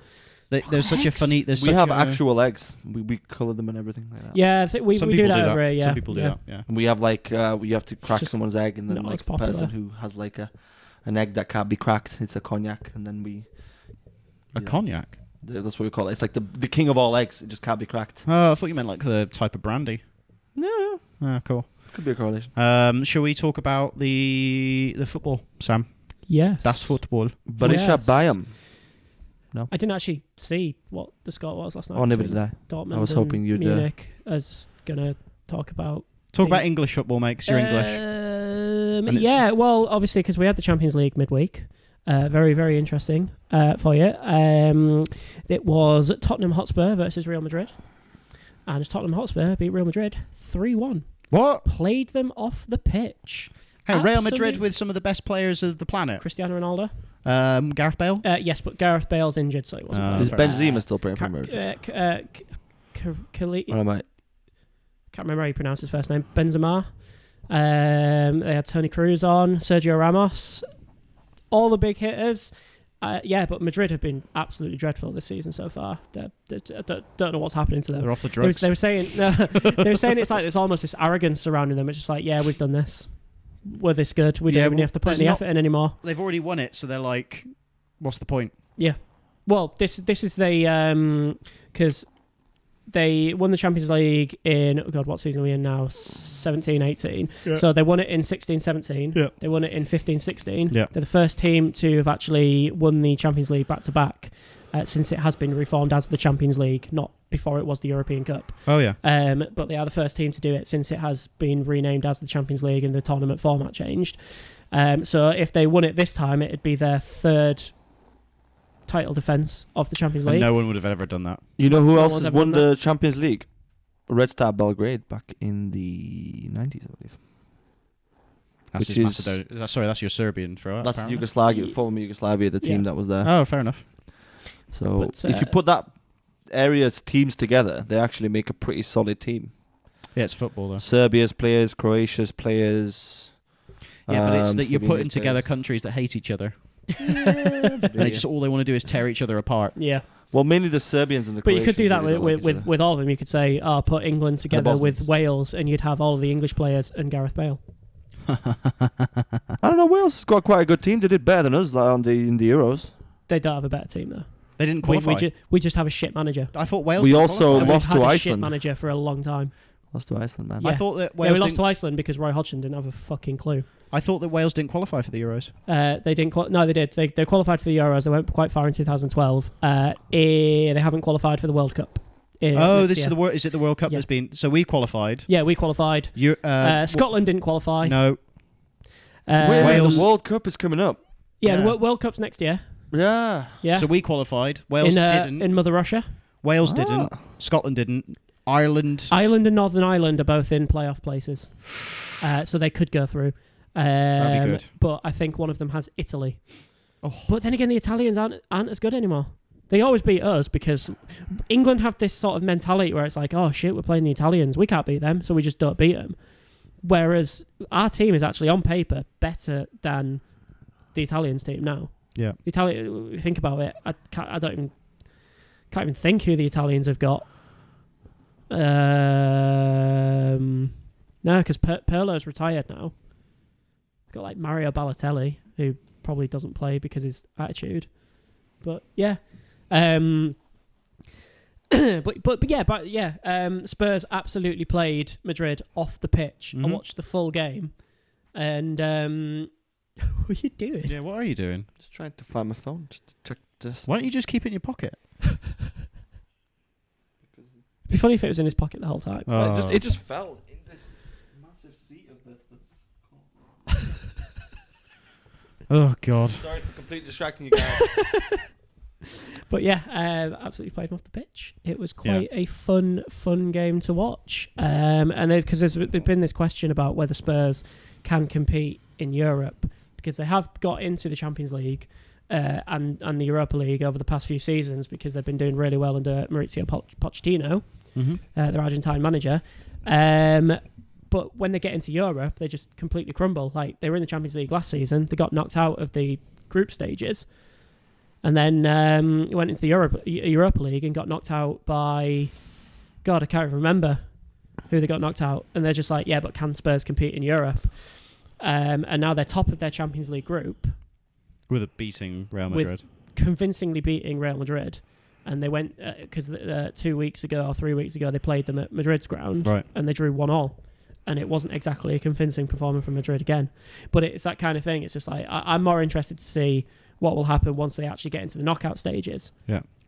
Because, yes, they have beaten Madrid, and that's no mean feat. Even a bad Madrid is still Madrid. Yeah. But they are a bad Madrid. They're not Madrid on the top of their game at the moment. So once they actually get a team like, say, PSG, who are totally tearing it apart at the moment, a Barcelona, as much as I hate Barcelona, they've got a fucking cracking team. Yeah, them and Real Madrid are usually the ones who are the most dominant. Yeah, even a Juventus. But yeah, it'd be interesting to see. So what else has been happening? Premier League. This was actually a couple of weeks ago. Yeah. But it got me really excited, and I haven't been on the podcast since to talk about it. But Mike Ashley has put Newcastle United up for sale. Yes, I saw that. Yes. When are you going to buy it? Pardon? When are you going to buy it? Just gonna check my wallet. See what I've got on me. You might take it. You might take it, you know. Apparently he wants around about 300 million for the club, which is actually, for Newcastle United, that's a bargain. They're a Premiership team as well. We're a Premiership team at the moment. Are you in the relegation zone? No, we were in the top half of the table. We were doing really well, but we have just fallen apart recently. Right. We lost 1-0 to Bournemouth yesterday at home with literally the last kick of the game. Yeah. Yep. But it just our problem is at the moment we've got no attacking threat.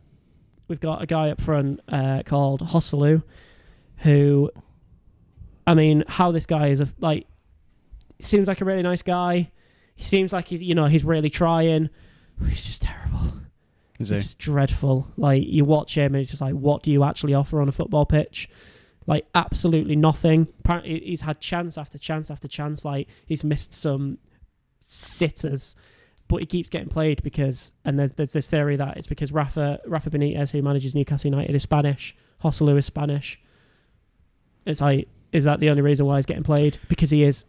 Well, who else is there? Dreadful. Who else is there? Alexander Mitrovic, who is a Serbian. Hey.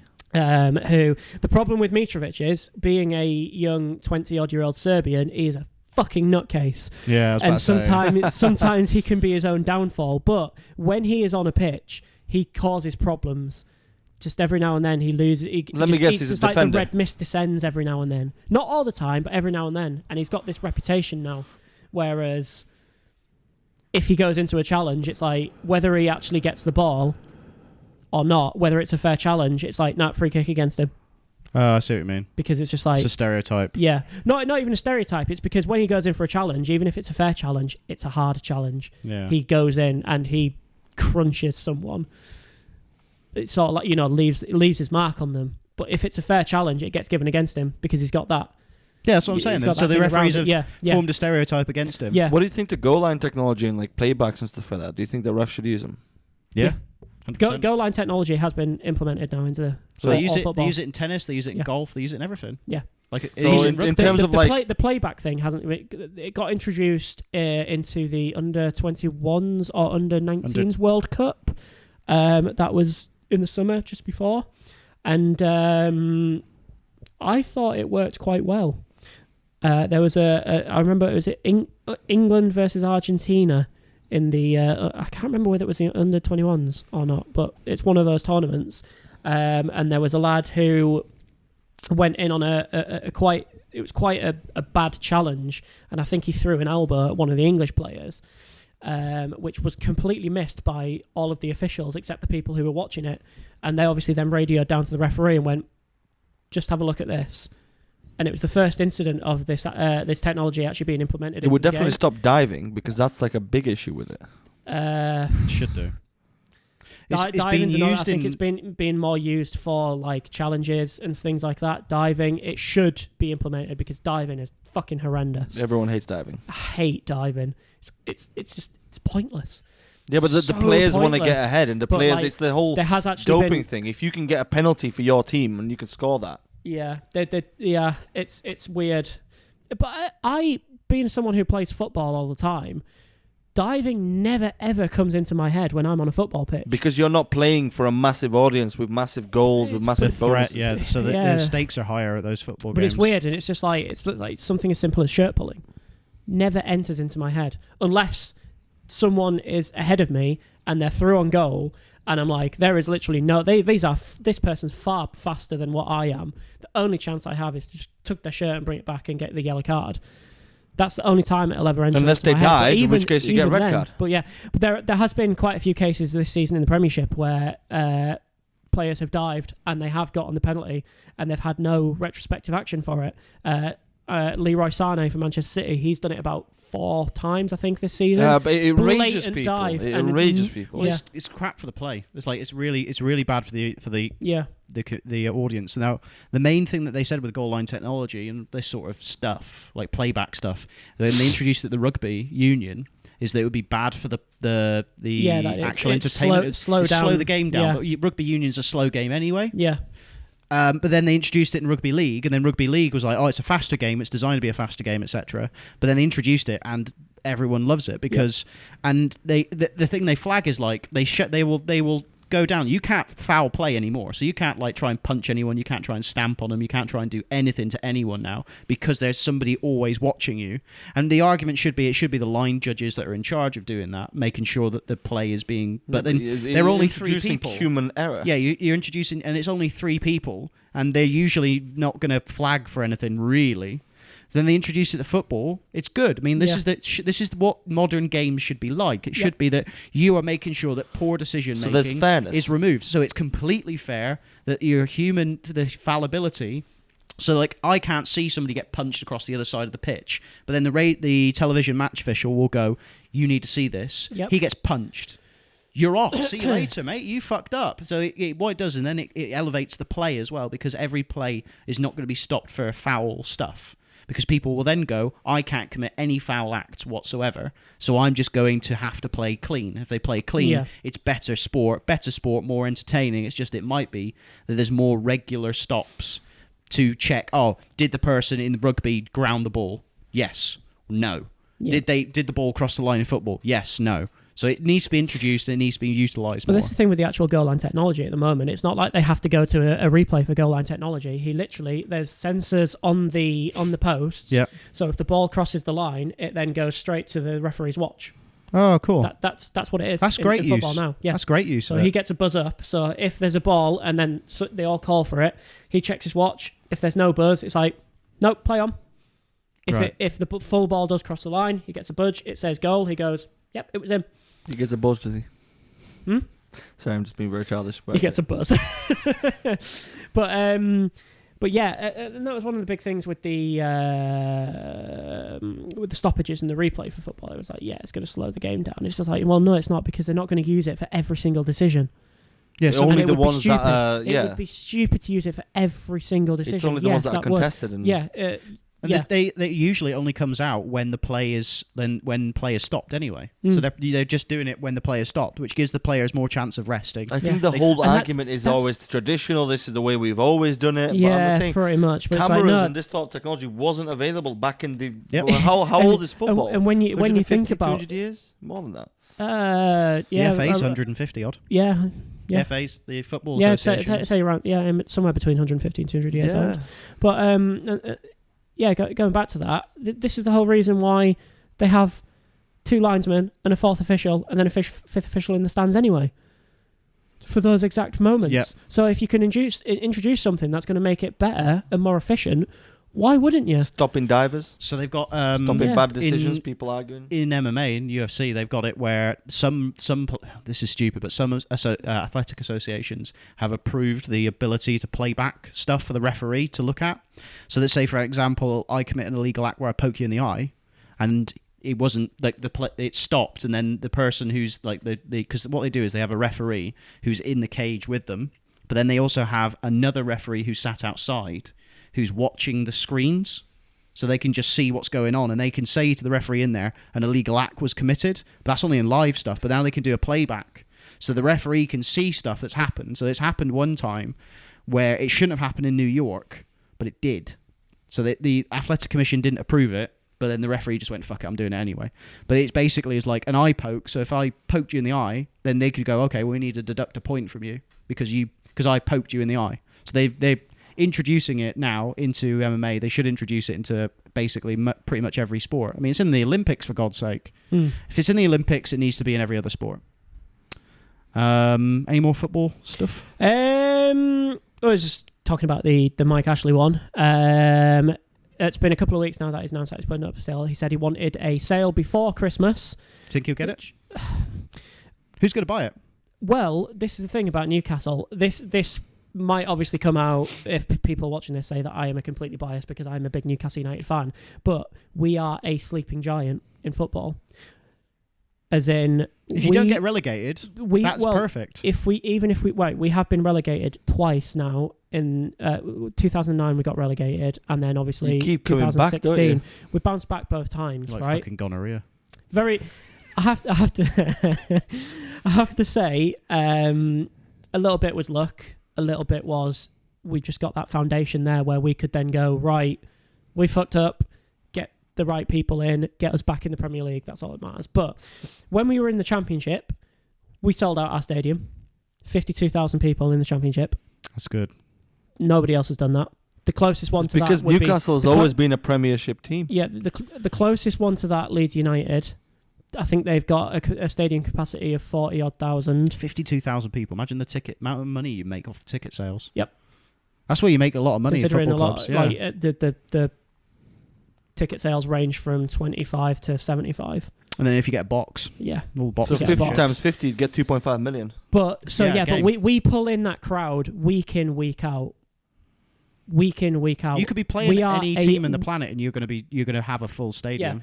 We are a one club city. So not like London where you've got Chelsea, Fulham, Arsenal, Tottenham, West Ham, Millwall, Watford to a certain extent, even though they're on the outskirts, but they are in that general vicinity, and countless others. I've probably missed out a really obvious one there, I bet. But we are Newcastle. Yeah. That's it. One club city. And you've got a fierce rivalry with other local areas, with Sunderland and Middlesbrough. Yeah. With the right investment, we are a massive, massive draw. Like I say, we are a sleeping giant of football. £300 million, mate. You've got to think, why is it the bargain for that. West Coast has got so much? Man City, Man United, why have they got so much? Liverpool, Birmingham, and you go on the east side. Birmingham in the Premiership? No, they've got Championship. Oh, fair enough. So Man United, they have got so much money because basically they... Do the Glazers still own Man United? Yeah, the Glazers still own... That's why. The fucking Glazers own like the fucking New England Patriots. Yeah, they've got massive investment. They've got so much money, it's not even funny. But the reason why Manchester United are so big is because back in the day, when it was the olden times, they basically... It was Liverpool. Liverpool basically dominated English football. Then it's Man United. And then Man United came up because basically Man United got investment in their stadium. And I think, and this is what basically you had 50-50 split ticket sales. Mm-hmm. And then they changed that. So Man United had the bigger stadium. They then got the more money because basically they were able to keep the vast majority of sales that they got from that stadium, apart from the away end, which went to the away club. Yeah. And then they got the investment around it, and then they got this reputation, they got this brand. Manchester United are essentially a brand. They're fucking huge. Like, wherever you go, if you talk football, if you talk English football, they go, oh yeah, Manchester United. No, they've got them in China all over the place. Manchester United. I go to Macedonia. People are like, Manchester United. Well, that's what happened on holiday. They were asking about like who do you support? Manchester United, Chelsea. They were saying. Like, Chelsea are up and coming now. Arsenal are a big one. Liverpool are still a big one everywhere. And that's what Newcastle are missing. We do have big following in other countries, but not as big as what Manchester United are. So they need the investment, but they need to have. It's all well and good if they have the investment, but if they don't have the performance, they're not going to have. So at the moment, like I say, the good thing that Mike Ashley did is he came in, he dragged us out of a lot of debt, and he has actually got us very, very. We are the one of 2 financially stable clubs in the country. Isn't Arsenal the other one? Arsenal and Newcastle. We are the only ones that. That's why probably Arsene Wenger's been kept in because he's heavily involved. He's a well-known entity. Yeah, like they know he consistently performs. Like he doesn't perform to the top level, but he's consistently that mid-level. So that for a fucking investor, players that are like for 400,000 and sells them for 20 million. Yeah, stuff like he just knows his. That's shit. why it's such a special thing for Newcastle because yes, we're not the biggest club in the world or hell even in the country, but we have that stability. Whereas clubs like Manchester United and Manchester City, who've got this massive investment, but they're still technically in debt. They got instability. They got instability. Then you got to think though, Zlatan Ibrahimovic, they made their money back on his like entire thing through like just selling his shirts. They got Ibrahimovic for a free transfer. They didn't pay anything for Ibrahimovic. But how much is his wage? A lot. That's why they sort of cancelled his contract whilst he was injured and have now offered him a new one for when he gets back in January because he is a Manchester United player again. But it was the Paul Pogba one, which I think you were thinking of there, where they paid 90 odd million for Paul Pogba. Pogba. Yeah. And then someone asked Ibrahimovic about it. They went, "What do you think of his price tag?" And he went, "It's nothing. They've earned that money back in my shirt sales alone. What do you think they've got from Pogba's?" Yeah. And then the sponsorships and all that. But yeah, so 300 million, considering that Newcastle as a club were valued at about 250 million. 300 million is not an awful amount of money to be asking for. It's still, but 300 million to the rest of us mortals, my friend. Yes, but that's it. It's not going to be us mortals that are buying it. It's going to be. Wasn't there a push for the actual supporters club of Newcastle wanted to buy it off of Mark? Yeah, they wanted to buy a certain amount in it, but just. No chance. They don't have the money. Unless you have like they were saying that they 20 wanted, millionaires on your they were saying that they wanted Ant and Dec and Alan Shearer to pull their money and buy it. And it's like, no, I don't think you understand how net worth works. Ant Dec and Alan Shearer don't even have anywhere near enough money. No. Ant and Dec are worth about 60 million each. Shearer's worth about 80 million. So not enough. So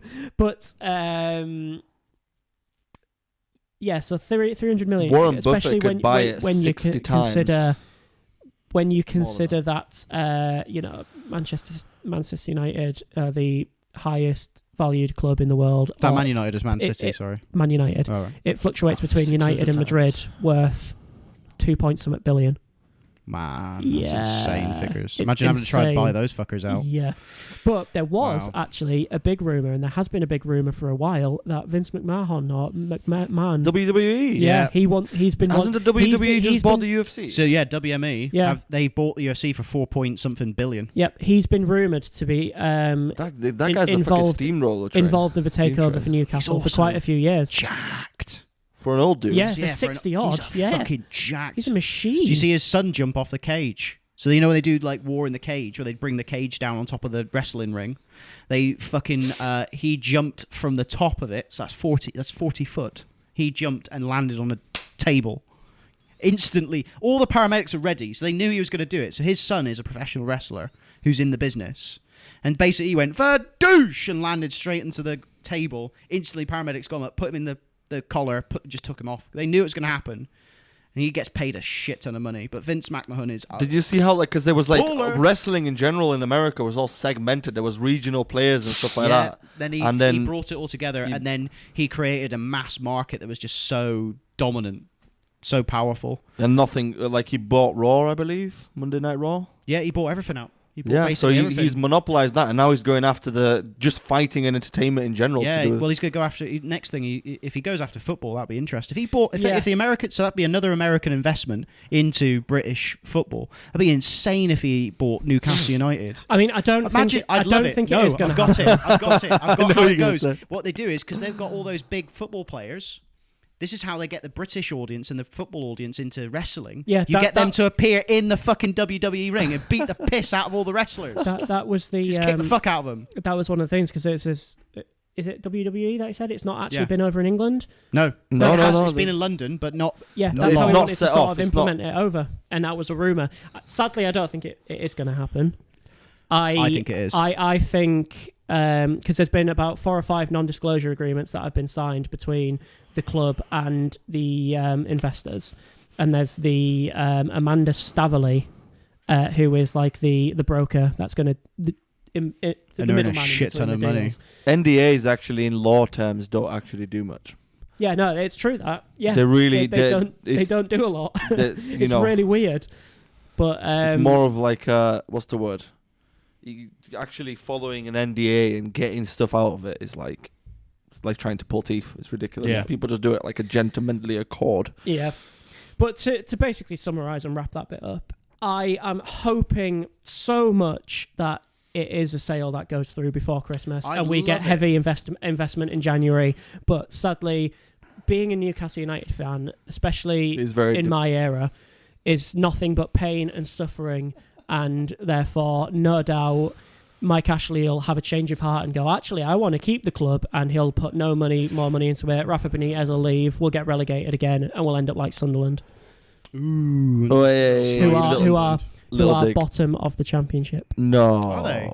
Shit. Because Bolton won yesterday. No. Shit, son. So shall we move over to Combat Sports UFC? Yeah. Because the UFC 217. This was a brilliant card, and this is where I was very happy with the UFC. In essence, you had 3 title fights. One of them just showing you that bit there. Oh, thanks for showing me Sunderland. Yep. Sunderland are on 16 points. Sunderland are on 10 points. That's how many games they've played. They are playing as we speak, and they are losing 1-0 to Middlesbrough. Oh God, that's a bit of a derby, local derby. Yeah, a bit of local derby. Yeah. So go into UFC 217. Yes. You had 3 title fights. So you had you had Michael Bisping versus George St. Pierre. You had Rose Namajunas versus Joanna Jędrzejczyk, and you also had TJ Dillashaw versus Cody Garbrandt. And it was a fucking night of finishes. It was fucking fantastic. Of the performance by the underdogs. Basically, no champion kept their belt. No champion. It was all swapped over. Yep. So GSP, absolute legend of MMA. Oh, GSP. wait, this happened. This happened. GSP fought. GSP fought Michael Bisping. Oh no, I want to see that. So I'll spoil it for me.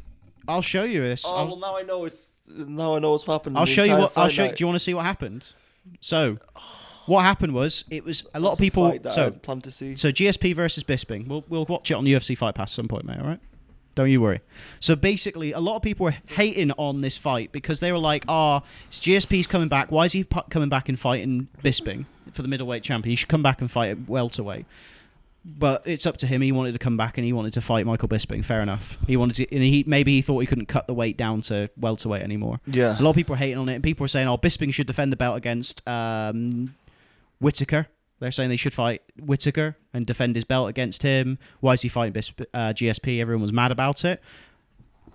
But then there was a lot of shit talking. Like Michael Bisping was doing a lot of shit talking against GSP, and he was just saying like, "You shit! All you're gonna do is take me down. All you're gonna do is this." And a lot of people were hating on this fight because they were like, it's GSP's coming back. Why is he coming back and fighting Bisping for the middleweight champion? He should come back and fight at welterweight."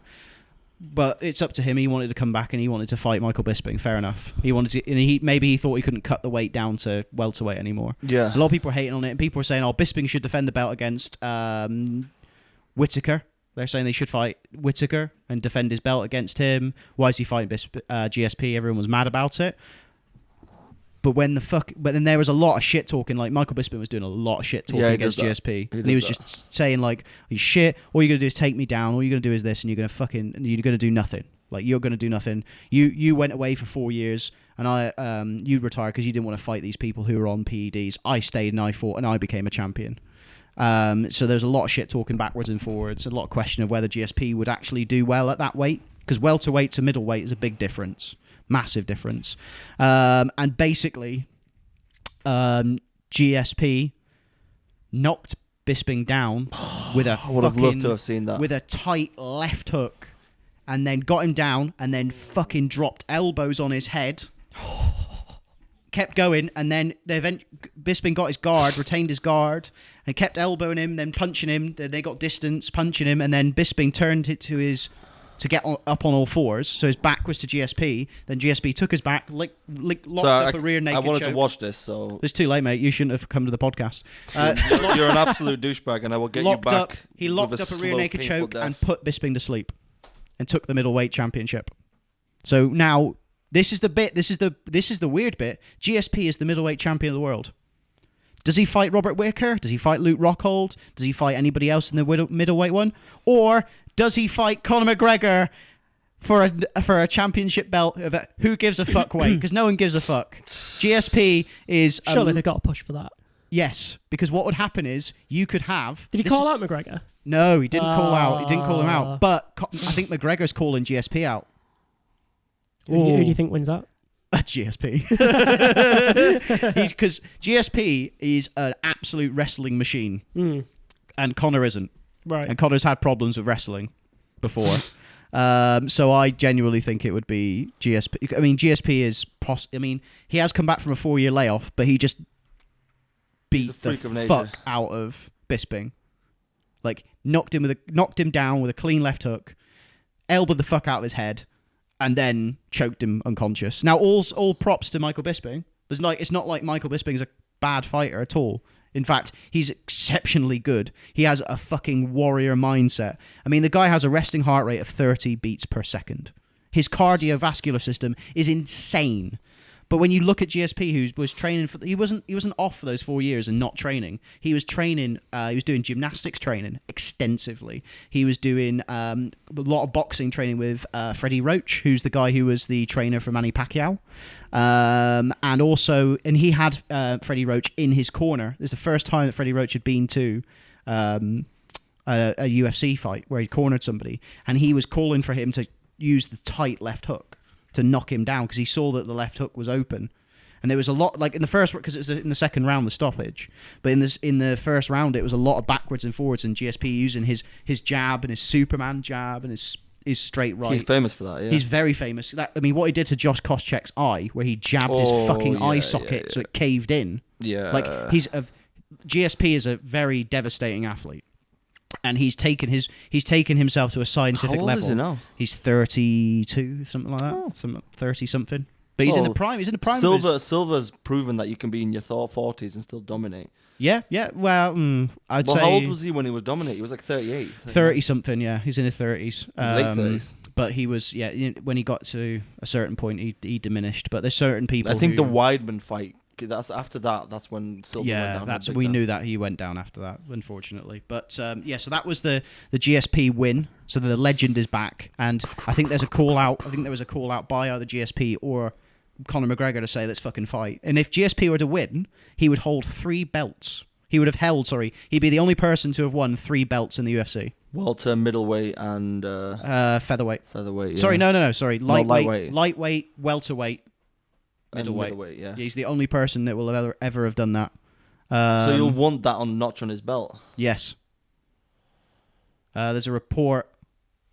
There was a report to say that he would call him out, but I don't think that. I didn't see that happening. He's not the sort. He doesn't like calling out people, but you can make a shit ton of money out of it. You can make a shit ton of money out of that fight, because anytime you fight Conor McGregor, you're getting money. Then the next fight was Rose Thug Namajunas versus... Right, is it okay if I just quickly have like a 5-minute, because I actually wanted to see this fight card so bad and I can't believe I missed it. Well, when are you going to watch it? I'm going to watch it tomorrow. Well, I've already ruined one fight, so you might as well ruin the others. Anyway, so Rose Namajunas versus Joanna Jędrzejczyk. Do you know what the stoppage was? It was a tight left hook. You're a douchebag. Tight left hook, my friend. So basically what happened was... I mean, in fact, you could see it. Hang on. So just show you the video clip. It's that tight left hook, got her on the ground, finished her with ground and pound. Yep. And Joanna Jędrzejczyk, I don't know what it was, but Rose Namajunas was fucking... I don't know what it was, but Joanna Jędrzejczyk's striking just wasn't there. Normally, she's such a fucking savage when it comes to her vast array of Muay Thai striking. Like her teep, elbows, her punches are fucking horrendously powerful. Mm-hmm. But fucking Rose just put it on her. Like her striking was just on another level. But that's because her sparring partner is Valentina Shevchenko. Really? Valentina Bullet Shevchenko, who has been fighting Amanda Nunes recently, where she lost the title. But she, Valentina Shevchenko, is a fantastic Muay Thai fighter who previously beat Joanna Jędrzejczyk in a Muay Thai fight to win the championship. So her training partner basically taught her how to beat Joanna Jędrzejczyk. Insane. That was because a lot of people, the hype was it really bad because Joanna's famous for getting in people's faces with fights where she literally would get down in someone's face and she would just be she used to say like terrible things to people. Like when she won the title against Carla Esparza, she was like, "Why are you smiling, huh? Why are you smiling? You ain't gonna win. I'm gonna fuck you up. I'm gonna fuck you up." And then she was like, and then she would like, Carla was doing this, and she was like, "No, I'm number one. I'm the champion. You're not the champion," even though Carla was the champion at that point. "I'm the champion." She was saying all this stuff just to rile her up and get her into an emotional state. But with Rose, like, she had this murderous stare when they were doing the stare downs, like the cold kind of, the cold stare that some people have, like what Mirko Cro Cop did in Pride, where he would just stone stare at people. There's no anger. It's just, "I'm going to fuck you up." And that's what she did. Fucked her up with a left hand and beat the piss out of her on the ground.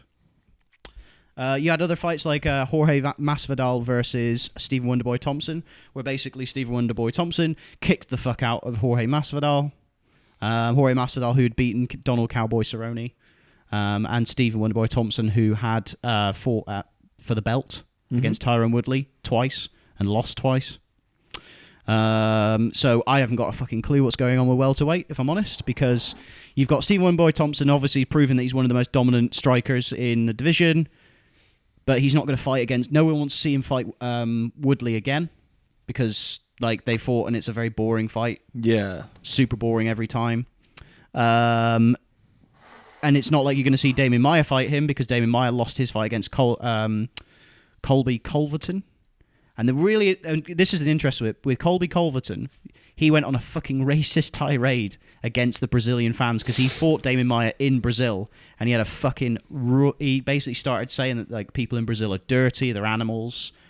He was basically going off on an entire racist tirade about stuff, and the UFC were like, we didn't condone. Like the UFC are pissed at him for doing it because Brazil is the second biggest second biggest country for UFC. So it's USA, then massive, Brazil. Yeah, maybe he was just channeling his inner Manny Pacquiao. What? Just being a twat. Yeah, being a twat. Yeah. And then my favourite fight of the night was TJ Dillashaw versus Cody Garbrandt, and it was a back and forth one where Cody dropped TJ first, so he dropped him with a right hand, which is what Cody's known for because he's an ex-boxer basically, and he dropped him with a right hand, and then the Dwayne Bang. Ludwig Muay Thai kicked in from TJ, and he basically, in one round, he knocked Cody down with a left high kick, but didn't finish him then. But then he finished him with a tight right hook, just clipped him right on the head, and then ground and pound him. But there was a lot of shit talking backwards and forwards between those two, because basically TJ used to train with the guys at Team Alpha Male, which is where Cody Garbrandt's from, and then he left the team. But there's all that drama around about Dwayne Bang Ludwig. He used to be the head coach there, and then he left because he didn't agree with Uriah Faber, who owned the Team Alpha Male. He was the head sort of person there. And then it came out that TJ Dillashaw may have like injured people at the Team Alpha Male, that he might have ended a fighter's career, that Cody had knocked him out during sparring. that they used to train together. Then he was paid to move away to Muscle Farm Training Center, like the whole shitstorm. And now hopefully this is it. But what this does do is this creates, if Cody can come back from it, this creates a fight of the future. This could be the ongoing battle between the two of them. But then you've also got the issue of Dominic Cruz is going to be in the mix. I mean, Dominic Cruz used to be the forefront of the Team Alpha Male kind of... Team Alpha Male basically trained to beat Dominic Cruz. So every single person was at that weight category tried to do it. So Uriah Faber tried to beat Dominic Cruz. TJ Dillashaw tried to beat Dominic Cruz. But Cody Garbrandt was the only one who's beaten him. Convincingly beaten him. And then you've got the scenario basically where like you've got these three guys who are the top tier of the bantamweight category, and now that TJ's beaten Cody Garbrandt, the argument could be made that, well, if Dominic Cruz can get through his next fight and win, then Dominic Cruz could fight TJ for the championship, and that could be interesting because Dominic Cruz has already beaten TJ. And then you go, oh well, then what would happen then? Like this is the UFC is in such a state of flux. You've got GSP who's the middleweight champion now, even though he used to be the welterweight champion, and he might fight Conor, who's the lightweight champion. You've got the welterweight division is all up in the air because of what's going on with Wonderboy, Damian Maia, Tyrone Woodley, Lawler. Who the fuck is fighting who? They've all fought each other anyway. There's no new fresh blood coming in to try and take over. You've got the light heavyweight is up in the air as well because John Jones has been done for steroids or performance-enhancing drugs. You're like, DC's the champ now, but he's not really because he was beaten by John, but John was on drugs. So we know that John is actually better technically, but was he on drugs? Was the technical ability... Or was it just power? Pure steroids? Then you've got the fact that the lightweight division is tied up because Conor... we don't know what Conor's doing. Is he going to fight against Tony Ferguson? Or is Tony Ferguson going to have to defend his interim belt? And why would he defend his interim belt when he wants to legitimize himself as the proper lightweight? Are they planning to get a larger set of weight categories? They said that Dana White's so resistant against it. He's like, oh, more weight categories isn't going to help. Yeah, it will. Yeah, it will. But because we've got this fucking mess where you like, it's all, and do you know what it all comes from? Do you know where all of this comes from? It comes from Conor motherfucking McGregor. He is the eternal wrench in the gears because he is stopping the lightweight division, he's stopping the welterweight division, and he's stopping the middleweight division. It's insane. Like this is the world of the UFC now. Sounds like it needs a bit more structure to it. It does, but I mean, he's taken control because he's the big draw. Yeah. But GSP's back is another big draw. But we'll see on the pay-per-view numbers. This might not have done a good pay-per-view. But what I will say is, the UFC in this latter half of the year has done fantastic. You look at UFC 216 and you look at UFC 217, and they've done back-to-back great ones. But those are the big cards. The smaller cards weren't as good. The pay-per-view numbers are way higher than boxing, but boxing charges No, way more. not at all. Not at all. The pay-per-view numbers have been shit recently. Have they? Yeah, 215 and 216 have had the lowest pay-per-view numbers. Really? But that's because a lot of people hypothesized the 216 one, that fell on when the Las Vegas shooting happened. Ah. So that might have affected the pay-per-view numbers. Like a national tragedy. That was a national tragedy. That's what happened. So like that can affect, like that stuff affects people watching people, try to kill each other. Yeah. Yeah. Well, just a little segue there because they had to put the Punisher series back. That was meant to be released this month, but they've now pushed it back because in the wake of the Las Vegas shooting, they didn't think it would be a great idea. It's not good. Lone gunman. Throw out lone vigilante gunman kills loads of people. So the moral of that story is, people, stop shooting people because I just want to see the Punisher shoot people on TV. Yes. We want to see fake shooting. Yes. And real people beating the shit out of each other, but in a controlled environment. It's not that hard, is it? Yeah. It's not that hard. Yeah, people. God. Listen to us. But that's basically my MMA section of the highlight of it was UFC 217. It was a fantastic fight. I mean, the other one was a ridiculously nasty spinning elbow, which was horrific. But that was 217 UFC. You're doing well. Let's see what they do for the December the 30th or 31st card, which will be great because then also there's going to be Bellew versus Hay Yes. in that Yeah. in there as well. That's in the same month. 18th of December, I think. In the same month. So I think December is going to be great for Yeah. fighting. I think it's going to be a brilliant month for it. And also, we'll bring it. Be bringing the Cage Steel. Yes, the Cage Steel in December as well. December the 2nd is when we'll be going, and then we'll do a podcast all around about it. Sounds good. Yep. We'll Good. be doing that on the 2nd. We'll have a podcast up for you guys. What was I going to say? Got any funny news articles? Okay, so first one. A concerned pensioner alerted police to what he thought was a Second World War bomb in his garden, but the discovery turned out to be a little less terrifying. So the discovery turned out to be a large courgette. So let me do it because you're not mic'd up. So a pensioner alerted the Army Bomb Disposal Unit to what he suspected was a World War II unexploded device, and it turned out to be a large courgette. Hang on, say again. 40 centimetre courgette. Fuck Pretty me. impressive That's courgette. a big courgette. Yeah. Damn. Yeah. Damn, that's bigger than one of the big rulers when you're in school. That's So that's about like that, yeah, that yeah. big. That's that big. That's a fucking big. I could see.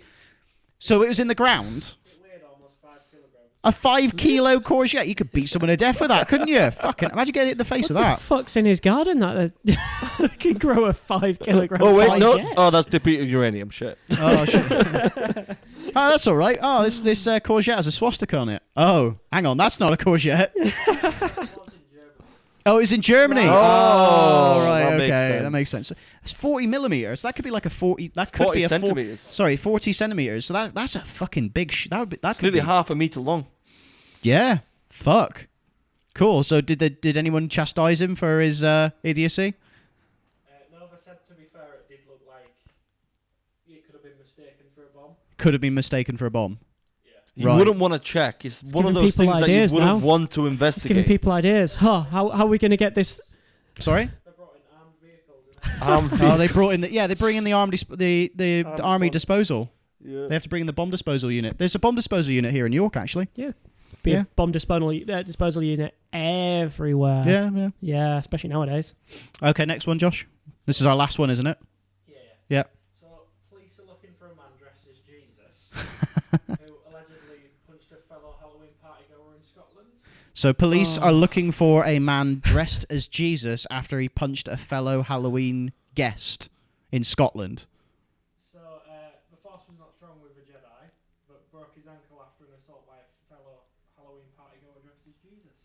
Hang on, so the other guy was dressed as a Jedi and then he broke his ankle Yeah, because Jesus punched him? in the assault, apparently. How do you break your ankle when someone punches you? If Did he someone punch him in the punches ankle? He Yeah, must have and you done more fall than just dodgily. punch him. He would have put his like ankle on a curb and just gone. Jesus just goes full fucking like beast mode.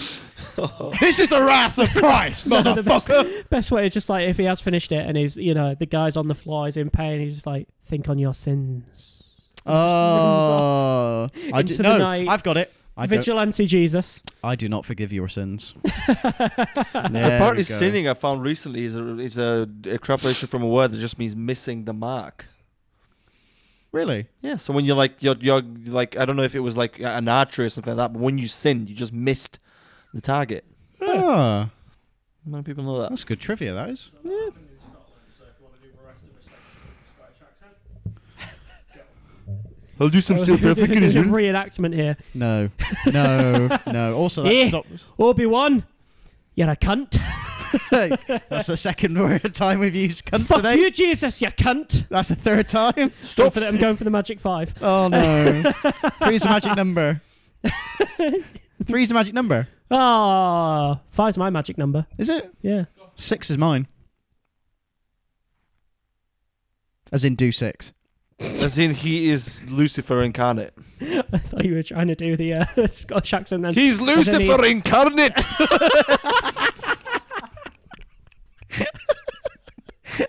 It's so bad, but it's so. I can do a entertaining. Yorkshire accent. No, at least don't. I can do a Yorkshire accent. No, you can. You From can. me. I'm not do a Brummy. Yorkshire I'm not accent, Brummy. guys. Fuck you. I don't want fucking Brummy. Do we actually know why Jesus punched the Jedi? So was it a house party or in a nightclub?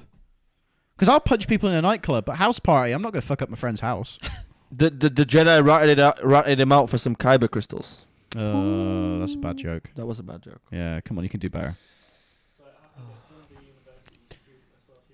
Dundee University Student Association building. Why don't they fucking just call it the SU? Yeah. Fucking idiots. Dundee University. I've been to Dundee. I can see why he punched someone. you just want to. As soon as you come out of Dundee train station, all you want to do is punch someone straight in the fucking face. Let's go to the taxi driver. Fuck you. Shit place. People who listen in Dundee. Fuck you. People are going to be listening from Dundee. I love it. Everybody else from the other like towns and cities in Scotland will be like, yeah, I support that. Yeah, I believe that. Yeah, that's fine. Yeah, we don't like Dundee. I do not like Dundee. It's not a great. I've never been to Dundee. Keep it that way. I've only been to Inverness. I've been to Edinburgh. Inverness was nice for the parts that I saw of it. The only problem was that it didn't stop raining for the entire 3 days I was there. You need to invest in waterproofs when you go to Scotland. Yeah. Definitely do. Yeah. I've been to Edinburgh, Glasgow, Stirling, Dundee, Aberdeen. I've been to quite a lot of places. Like, I used to live in Scotland, so I'm talking from an informed opinion when it comes to these places. I've spent quite a long time there, and I can certainly say that I wouldn't recommend Dundee as the tourist destination. So if you're going, oh, love, should we go to Japan? Should we go to China? Should we go to Brazil or Spain? No, Dundee. You fucking get rid of that person as instantaneously as you can. Even if they're from Dundee and that's why they want to go visit their family? Yeah, fuck them. No. There shouldn't be a train line to Dundee. There should be just the gates of hell. And on that note, and on that note, ladies and gentlemen, it has been again a pleasure to have all of the gentlemen back together. We've been having some lovely reviews on iTunes, where even the gentle ladies like to listen to us. As a review has come from the US saying even gentle ladies can listen to this podcast. So it's not just for men or women, or people who don't identify as either. Covering the bases. You can listen to this podcast on iTunes, on Stitcher, on Acast, on Podcast Addict, on Blueberry. You can listen to this basically on any fucking podcast platform you can think of. And now we're also on the YouTube channel being filmed by Mr. Joshua Simpson, who's behind the camera and occasionally talks to us. At York Video Pro. You can find him on Twitter, Instagram, and Facebook. So if you need any videography work being done, please message him. Ask for his work, and you can see our stuff on the Gentleman's Debate. Is it the Gentleman's Debate podcast? Is our YouTube channel?